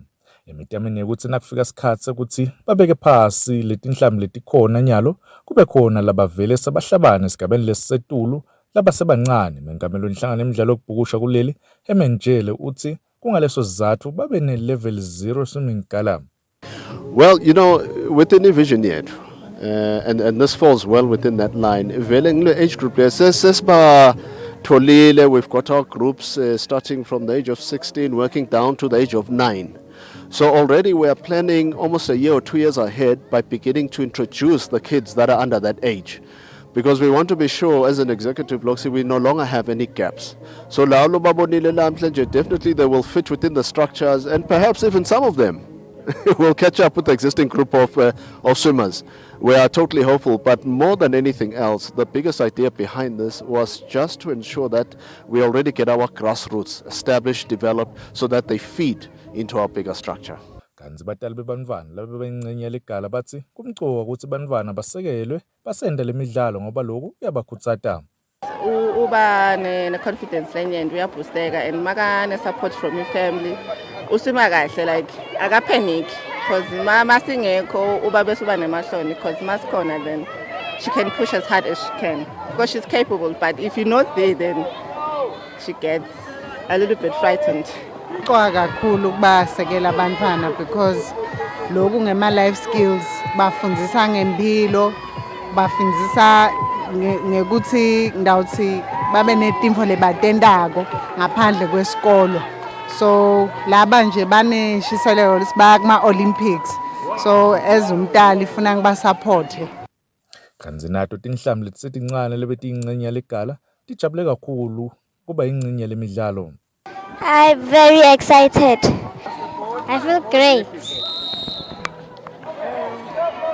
Awesome. Kanti yena tshela ubonga kakhulu batali labathatha isikhathi sabo basekele bantwana njalo njalo kule midlalo labayibambako bayinhlangano. Lobekela umsakathi Eswatini TV temidlalo ngilinda Dlamini eMbabane. Umqeqeshi weqembu lemidlalo wecricket i-UNESCO Cricket Club Musa Tfala usike baphadamise kakhulu ukuthi bangakhoni kutilolonga kanye kahle baliqembu njengoba indzawo lebathi lolongela kukhona inyuvesi ivaliwe. Leqembu ke kusede umdlalo leli uncobile kusuke isizini lesetulo. Kusaqhubeka imidlalo yecricket lesekelwe i-High Commission of India lapho khona lemidlalo isihlukaniswe ngeticheme letimbili lokuyi-Group A na-Group B. Iqembu le-UNESCO kule midlalo timkati lihambeli kahle lapho khona umqeqeshi walelicembu Musa Tfala abeka izizathu ukuthi yini lebayenda ukuthi bangadlali kahle.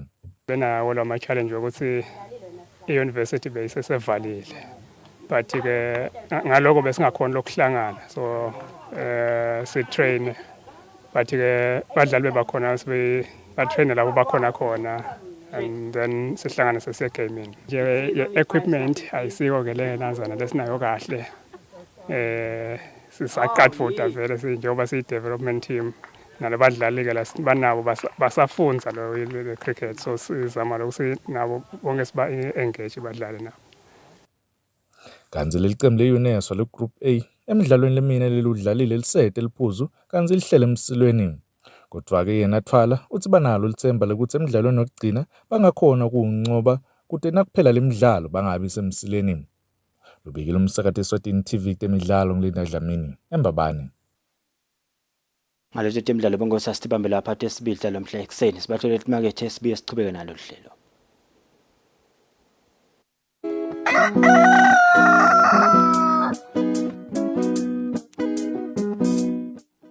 Ayo, Eswatini, it is your boy P Easy, aka Sayabonga by the government though, but you already know that. Catch me every Saturday with the team doing our thing.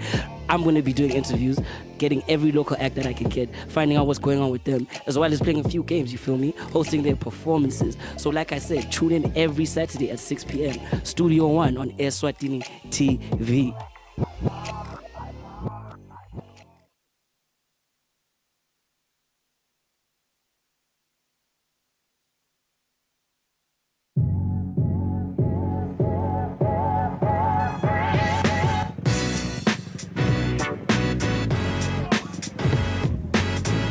Sanibonani maswati mahle libito lami ngumthanazo Mkhwanazi and you are tuned into a brand new show on Eswatini TV called Street Quiz. Street Quiz is a show that is aimed at finding out just how well you know your beautiful country and just how well you travel. Now, the beautiful part about it, and that is my favorite part as well, is you get to win a special prize. Now that could just be money or a little something extra. As for me and my team, Nidanibona every week from here just as long as you tune in and now I'm gonna start doing the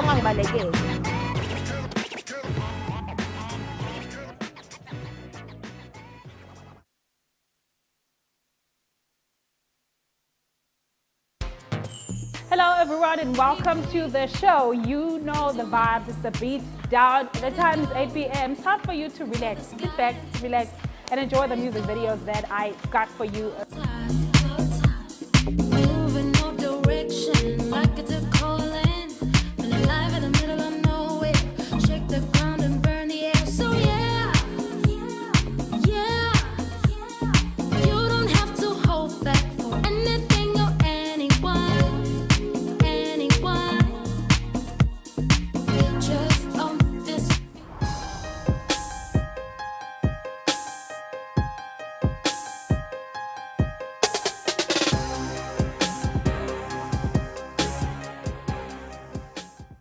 I do the most.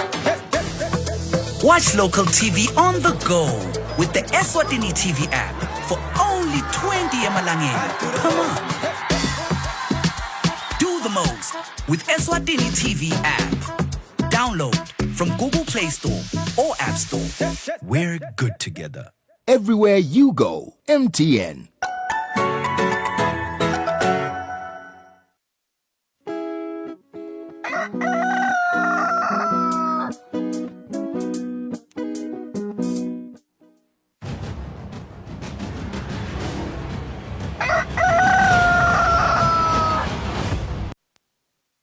Bokosisi yachubeka nalo hlelo namhla ekseni njengoba insuku ngemashumi amabili nalinye enyangeni yaMashi kumnyaka wa 2022 njengoba nasingena hlelo lengitekele indzaba sinamhla lisuku lwe-International Down Syndrome Day kuyabuka kusenini ngabe isiqubelo salonyaka sithi #inclusion means kusinanabo labo labane Down syndrome nalokunye nje ukukhubateka lokukhona ababengcenye yako konke lokwentekako emimangweni bongosi kune linamandla medical center ke lekhona eSwatini le yasukumisa ihlelo lo lekuthenini bavakashele imimango basiteke sona sive ngalositho lotempilo kepha ngithule sive Dlamini lokunye nalo xhumanisa sona lesibedlela nawe eMaswati kutava nje ngabomcoka bawo lo msebenzi Dlamini ngikuvusele ngwami lehlelo namhla kuseni sikhona njani bona ya mhlambe ngacanga ngalokuthi ngoba ngiyakhanza silabanye beva kweqala ngelinamandla medical center nibo bani Linamandla medical center it's a private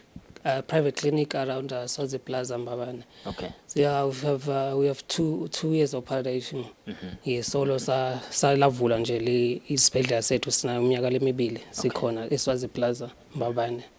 Shosi nje mlogula kwa akuthingi singakhi appointment ngiyangivangise ngiyagula ngivuke ekseni ngiyakulina Amandla Medical Center. Just like any other private clinic, Amandla Medical Center usebenza ngama appointments. Okay. And ema services lesinawo sina audiologist, sina dentist, sina physiotherapist, sina podiatrist, dokotela watu wetinyawo, sina na psychologist wethu.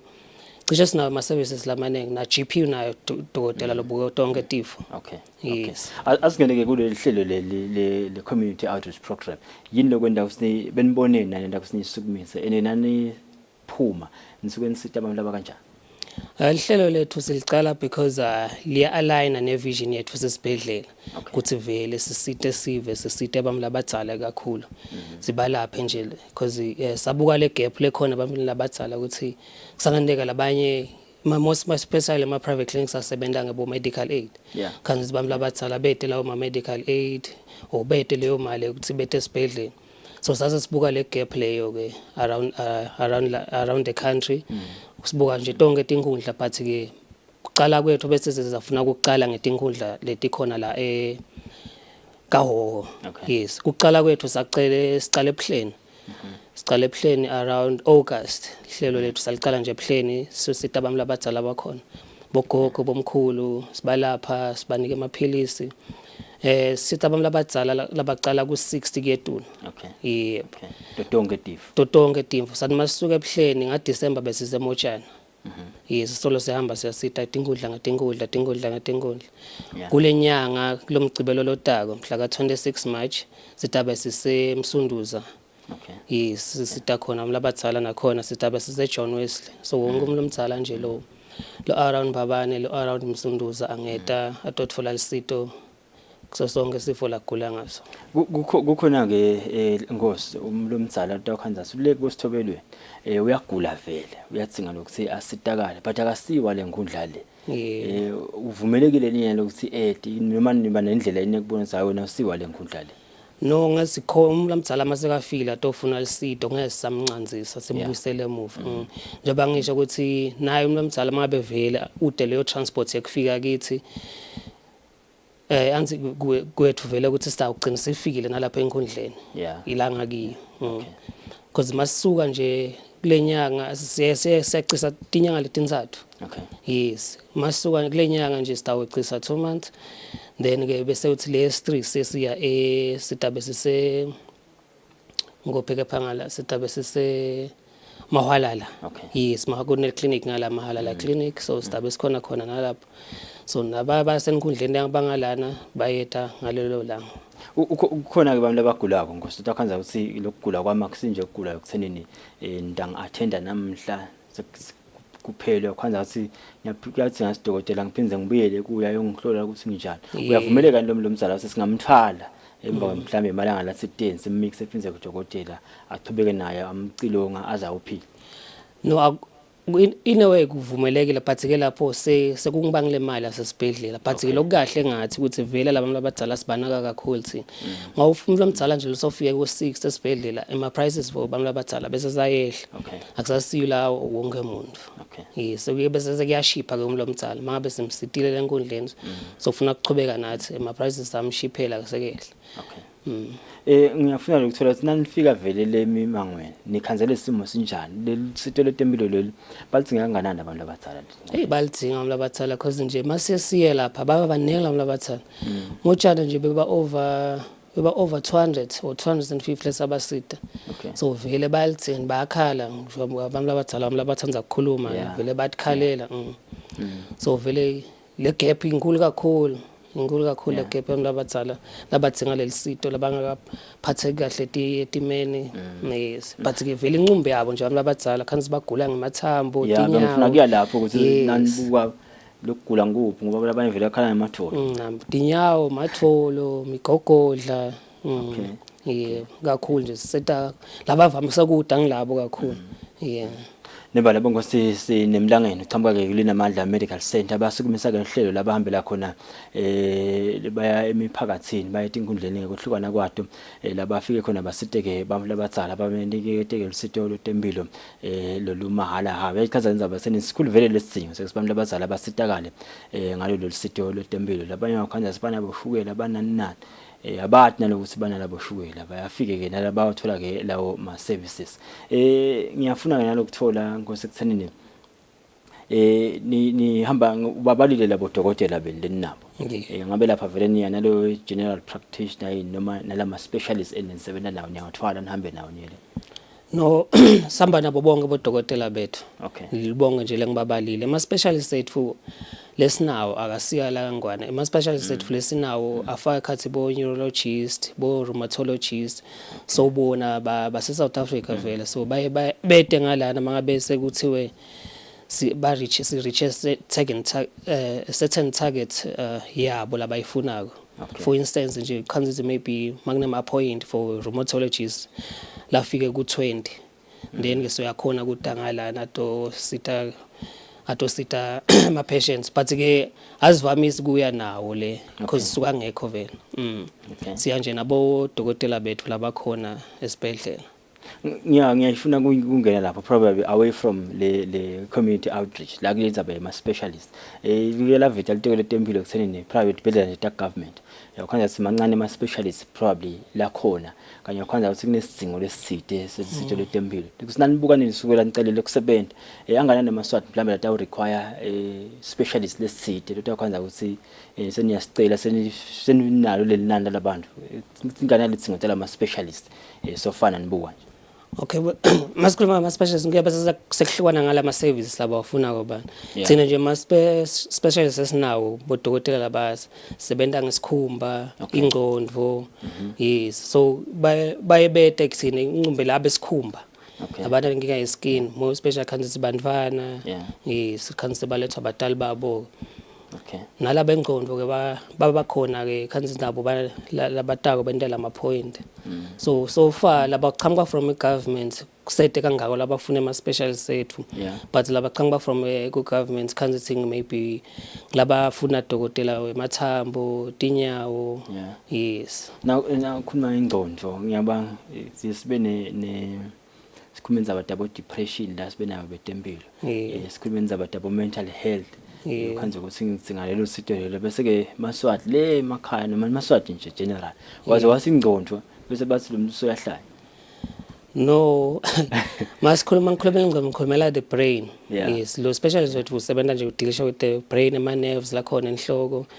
Yes, but when it comes to both depression, both counseling, both mental health sinaye psychologist wethu and thina lokukahle ngathi khona la esibhedlela psychologist wethu ukho bahlukene. Okay. Khona lo clinical mabe vele sona le ingqondo inkinga yengqondo.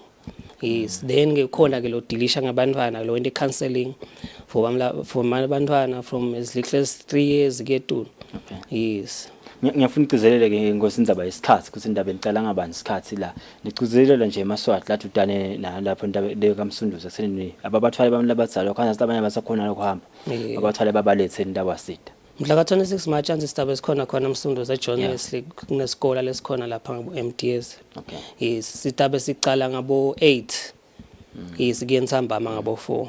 Okay. Yes, sicela sigcina nje lapha. Lo tawufika ngala sakhona kumthatha. But bafika lo 3 solo balanga ekhati staw baqedza bonke. Yes, shothe nje 8 am kuya ku 3 to 4 entsambama. Yes. Naku sengikhumbula professor wami yangikhumbuta kusenini ukhanze ukuthi live nje wasibami labadzala sebayi vulnerable group akhona ke lamanye ama vulnerable groups okhanze asencenye sewukhubatekile lo muntu ngabe yena sena akaqhamuka abenalo ukuthi la kuvela khona abantu labadzala nathi thina lesikhubatekile siyavela nifike basite ndawo kusengaka kwendeke but because vele bayalalela abantu labadzala ukuthi okay vele kufuneka abantu labadzala labana 60 ketu ngiyo siyasicezelele ukuthi vele 60 and above. Okay. Yes. Nembala bonke sibe sinemlangeni besithi kenza bayeli namandla medical center abatayi balapha ke kaMsunduzi ngemgcibelo sithi masibami labadzala labathutane naye eMsunduzi anemaqiniselo nje kulethi indzawo nangabe yakhona lelo bicycle bantwana bangakuthatha bakuthwale bakumikiseke uthathola ke lona sito labo dokotela sama kakhulu Nkosi uthi bena sinamthe kusenze sembathi umsebenzi uyahamba kahle kakhulu. Nokubonga thina. Nembala bonke siyayiqizelela kenza abahulumende vele into asiqiniseko ngekubanjiswa imitfola impilo lefana nanayo lesiteka yona kusenini abantu labazala abatholele lona lisito lotempilo njengoba balashwa mahala ke nalatibhedlela takhe ehulumende uthi kumlangeni nanoma sebabahlolile nakugcina usibachubeke nabo tindleko kwetabo bese setihla safanani nalabo bantu labangala kwalo 6 December kusike emaswati yawo bathatha abantu abazala babamixela phaka kaMsunduzi labo labagulako baphathekile bayothola ke lona lisito lotempilo sibathele market bonke nasibuya ke sithatha donate emidlalo.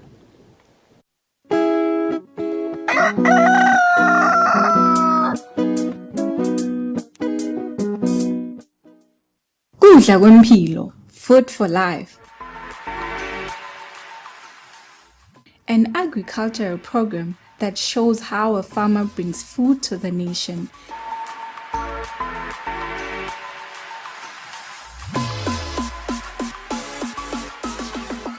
Gcine kudla kwayo leta uphinze kudle nasekufika isikhathi sebusika nalinile nje libele lana kuzone liyadwa imbela libele lahlanzeni so lonke linale mvula le moderate yethu thine lahlanzeni kudla kusemhlabathini konke lesikudingako sitakuthola emhlabathini.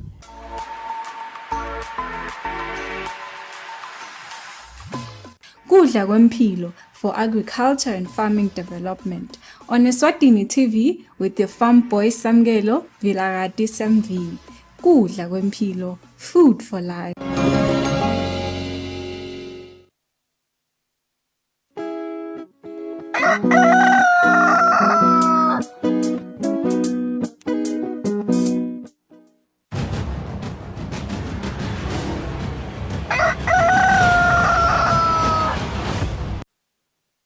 Bose siyaqhubeka nohlelo nesenza kule umsakazo wakho bukela umsakazo uThombe Eswatini TV sehleleni Kusile breakfast show sithatha ke sigaba sekugcina la sibuka khona temidlalo. He is a former Rwandan under 17 international. His name is Fabrice Banjane Khaya Msonera. Unjani ba? Ngubusele makwawana. Yeah. Leopard badlalile 3-2. I think for me I was happy with the performance. I don't know about you. I was happy myself because now when you look at the game, I think for me when you look at the games they played at Mbombela, nalama games badlalela ngeTour Africa, Algeria and Libya. The games were better because yesterday by the time Gusha 80 minutes, Besoro 2-2. Yeah. So they conceded the third goal in the last minute. What does that say? It's consistent. They need just to be that exposed and to get that experience. It's their 5th game. They haven't got a point. Like I say, it's a journey of experience. Let them be exposed. So they are left with 1 game against JC Saoura from from Algeria. Yes, and it's going to be played here at Mbombela on the 4th of April. So I think after this journey, like he mentioned the captain last week, Muzi Dlamini, in one of the interviews on our daily bulletin, to say it has helped them to make it themselves as players. Sake samuva coach wa Pirates, I mentioned, I would see they have got the best midfield. Sake samuva na coach wa say Saoura National would say they were impressed by some of the players like Junior Magagura, our monthly player for the month of February. So the exposure itabasita come next season, because I don't have a doubt league, then we can start counting on them to get points. I was reading the big page of the Eswatini Observer. They are saying slang sneak out. Siphi slang one? I team because when I also did the same thing, I tried to get my information to be in the correct way. Yeah. I was told that it wasn't designed on the way to Tanzania. Usually siyasibone kuthiwa kune farewell. Exactly. This time around, I think it's a bit of logistics, because another thing, the schedule is Sunday. There's no excuse. You can sit call the media on Sunday. Nangabe the game is on Wednesday. So there is this and that potential, because we've got relationships with the players. A player ngamshayela kutshela ukuthi hayi no ngiyabhetha asikakhona. But from where I'm standing, maybe that's an extended source. So now we are confirming sinamhla sihlanga sikho siyodlala kuphi Tanzania. Okay. So Somalia has got the same problem as Naima Koban. They don't have CAF standard stadiums. So they have decided to get a neutral ground. Their nearest stadium, the same way our nearest stadium is Mbombela. Tanzania is near to Somalia. So their nearest area, it's Tanzania. Okay. Mind you, just an interesting one. Their coach is Peter Tejong.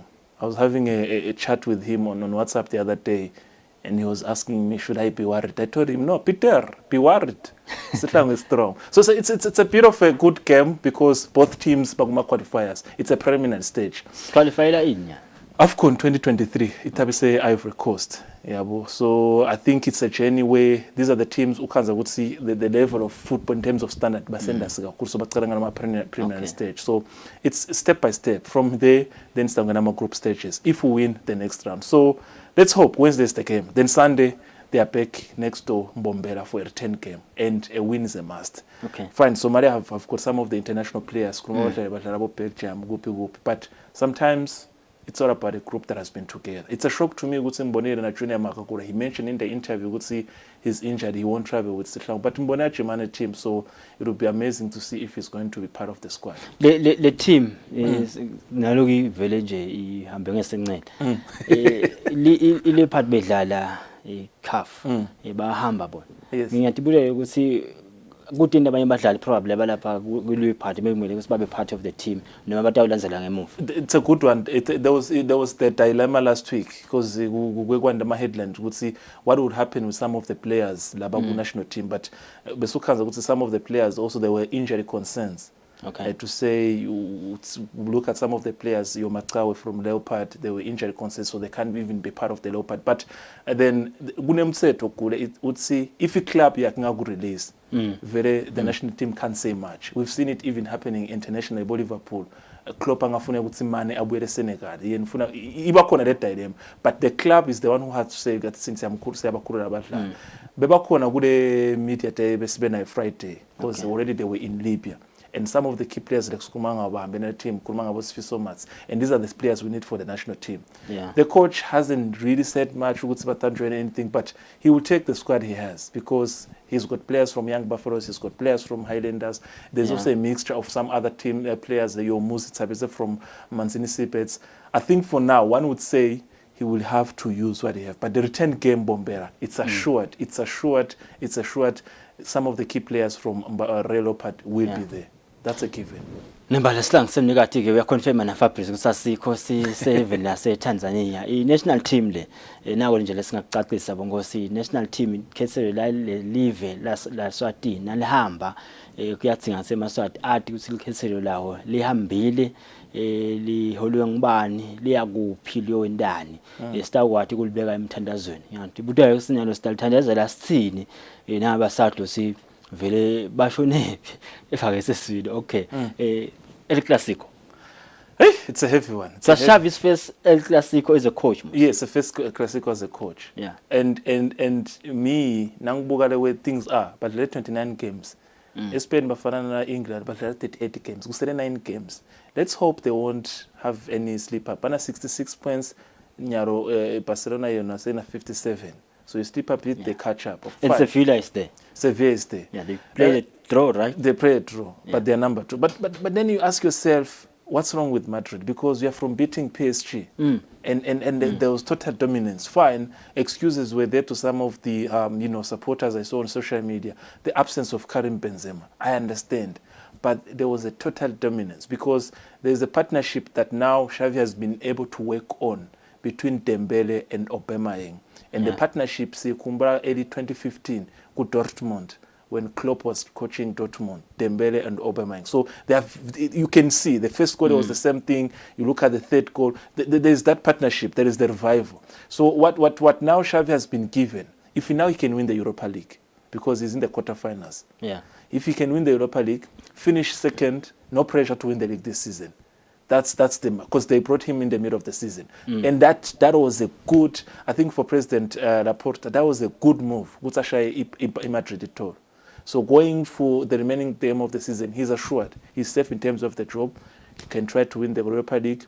That's number 2. The next season he can compete for the league and the Champions League. And then I've liked to see in terms of Pedri, Bogabi. These are small boys. The Singasho would see they have come in to fill the shoes of the likes of Iniesta. In himself, Xavi. So I think he's doing a good job. Now Boga the team. Now Boga the mixture and everything. I mean, when he takes out of Aubameyang, the bench has got another person. Memphis, Cam. I mean, Barcelona. If you can watch them next season, they are team. And Traore is there. Traore. But for Madrid, it's a good move that they will get Mbappe at the end of the season. But that midfield,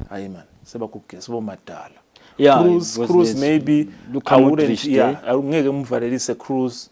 Maybe for the experience or exposure. But I think Modric, the pace ibakona one day, but the second game we can't see him. News coming from England, Newcastle United. But sibafuna kuthenga Neymar. It's possible. It is possible because Makobane, remember how Manchester City was revived. Their first move was to buy Robinho, if you remember. In 2010, Robinho came and the rest was history. Yaya Toure came, David Silva came, Tevez came, everyone, Bellamy, everyone ended up coming. So it's a good move because what would happen? Some of the teams, some of the players are like, well, if I go there, I don't play Champions League. Fine, I get the best salary, but I don't play Champions League. And I don't have a surety to see we might win anything in the league. So I need to see if there is another player I can align myself to. So if there is a big gun that lands in there, trust me, 2, 3, 4 players, they come. Then the team and they do have the money. And they do have the money. You start from all the teams that have been big. They have been like City at Karaganjar, Chelsea at Karaganjar. Once there is a big name in the squad, the rest, they follow. Talking about Chelsea, Zeva looks namhla deadline lababhidela kuyithenga. Yes, when I bid lang 3 last week Friday, makobane kube ne company in America that's in charge of port and stuff, where these Americans, I think they are worth 60 trillion, but that's money that is just there not to use. And remember, the club is being sold for 3 billion.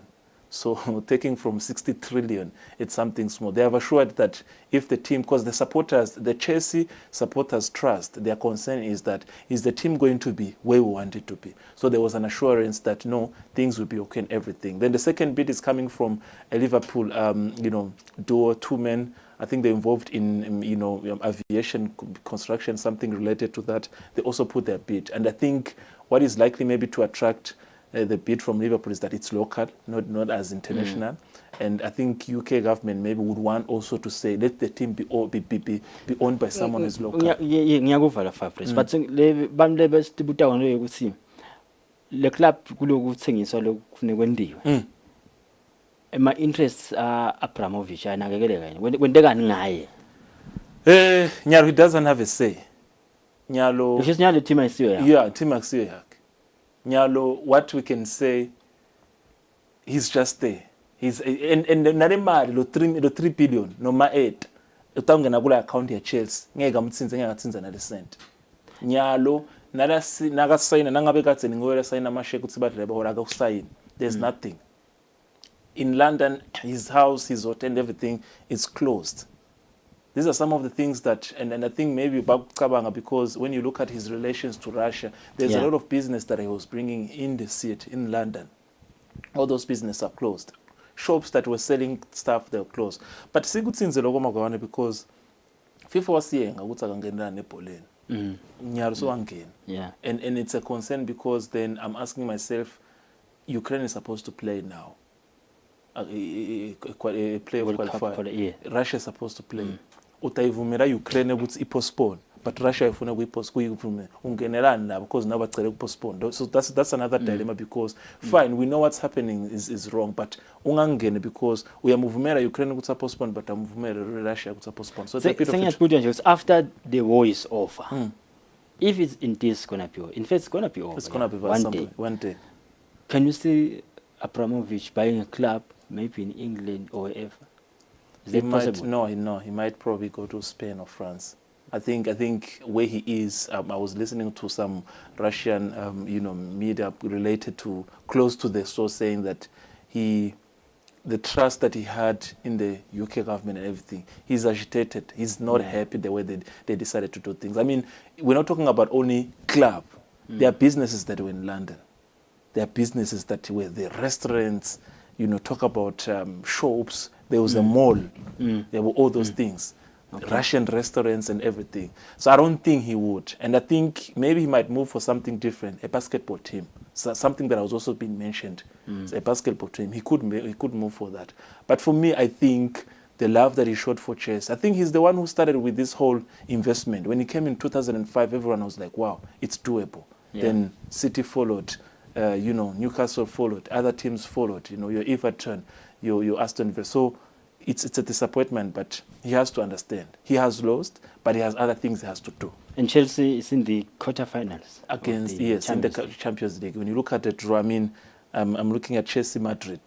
Due to experience, experience about Madala very, Modric, we've got City, Atletico Madrid. City ingashawa ngolokutsi maybe I think this is their year. They could progress to the final. His name is Fabrice Banjani Khaya Msonera besibuka letheletheka kokutemidlalo. Sihlanga semnikati sibalekile si7 la seTanzania ngosi mina nayibe ngilehle na lephephile sibona nehlelweni nakuvumela umsala wethu insukela ngeni lakusasa nisale kahle kwalomuhle.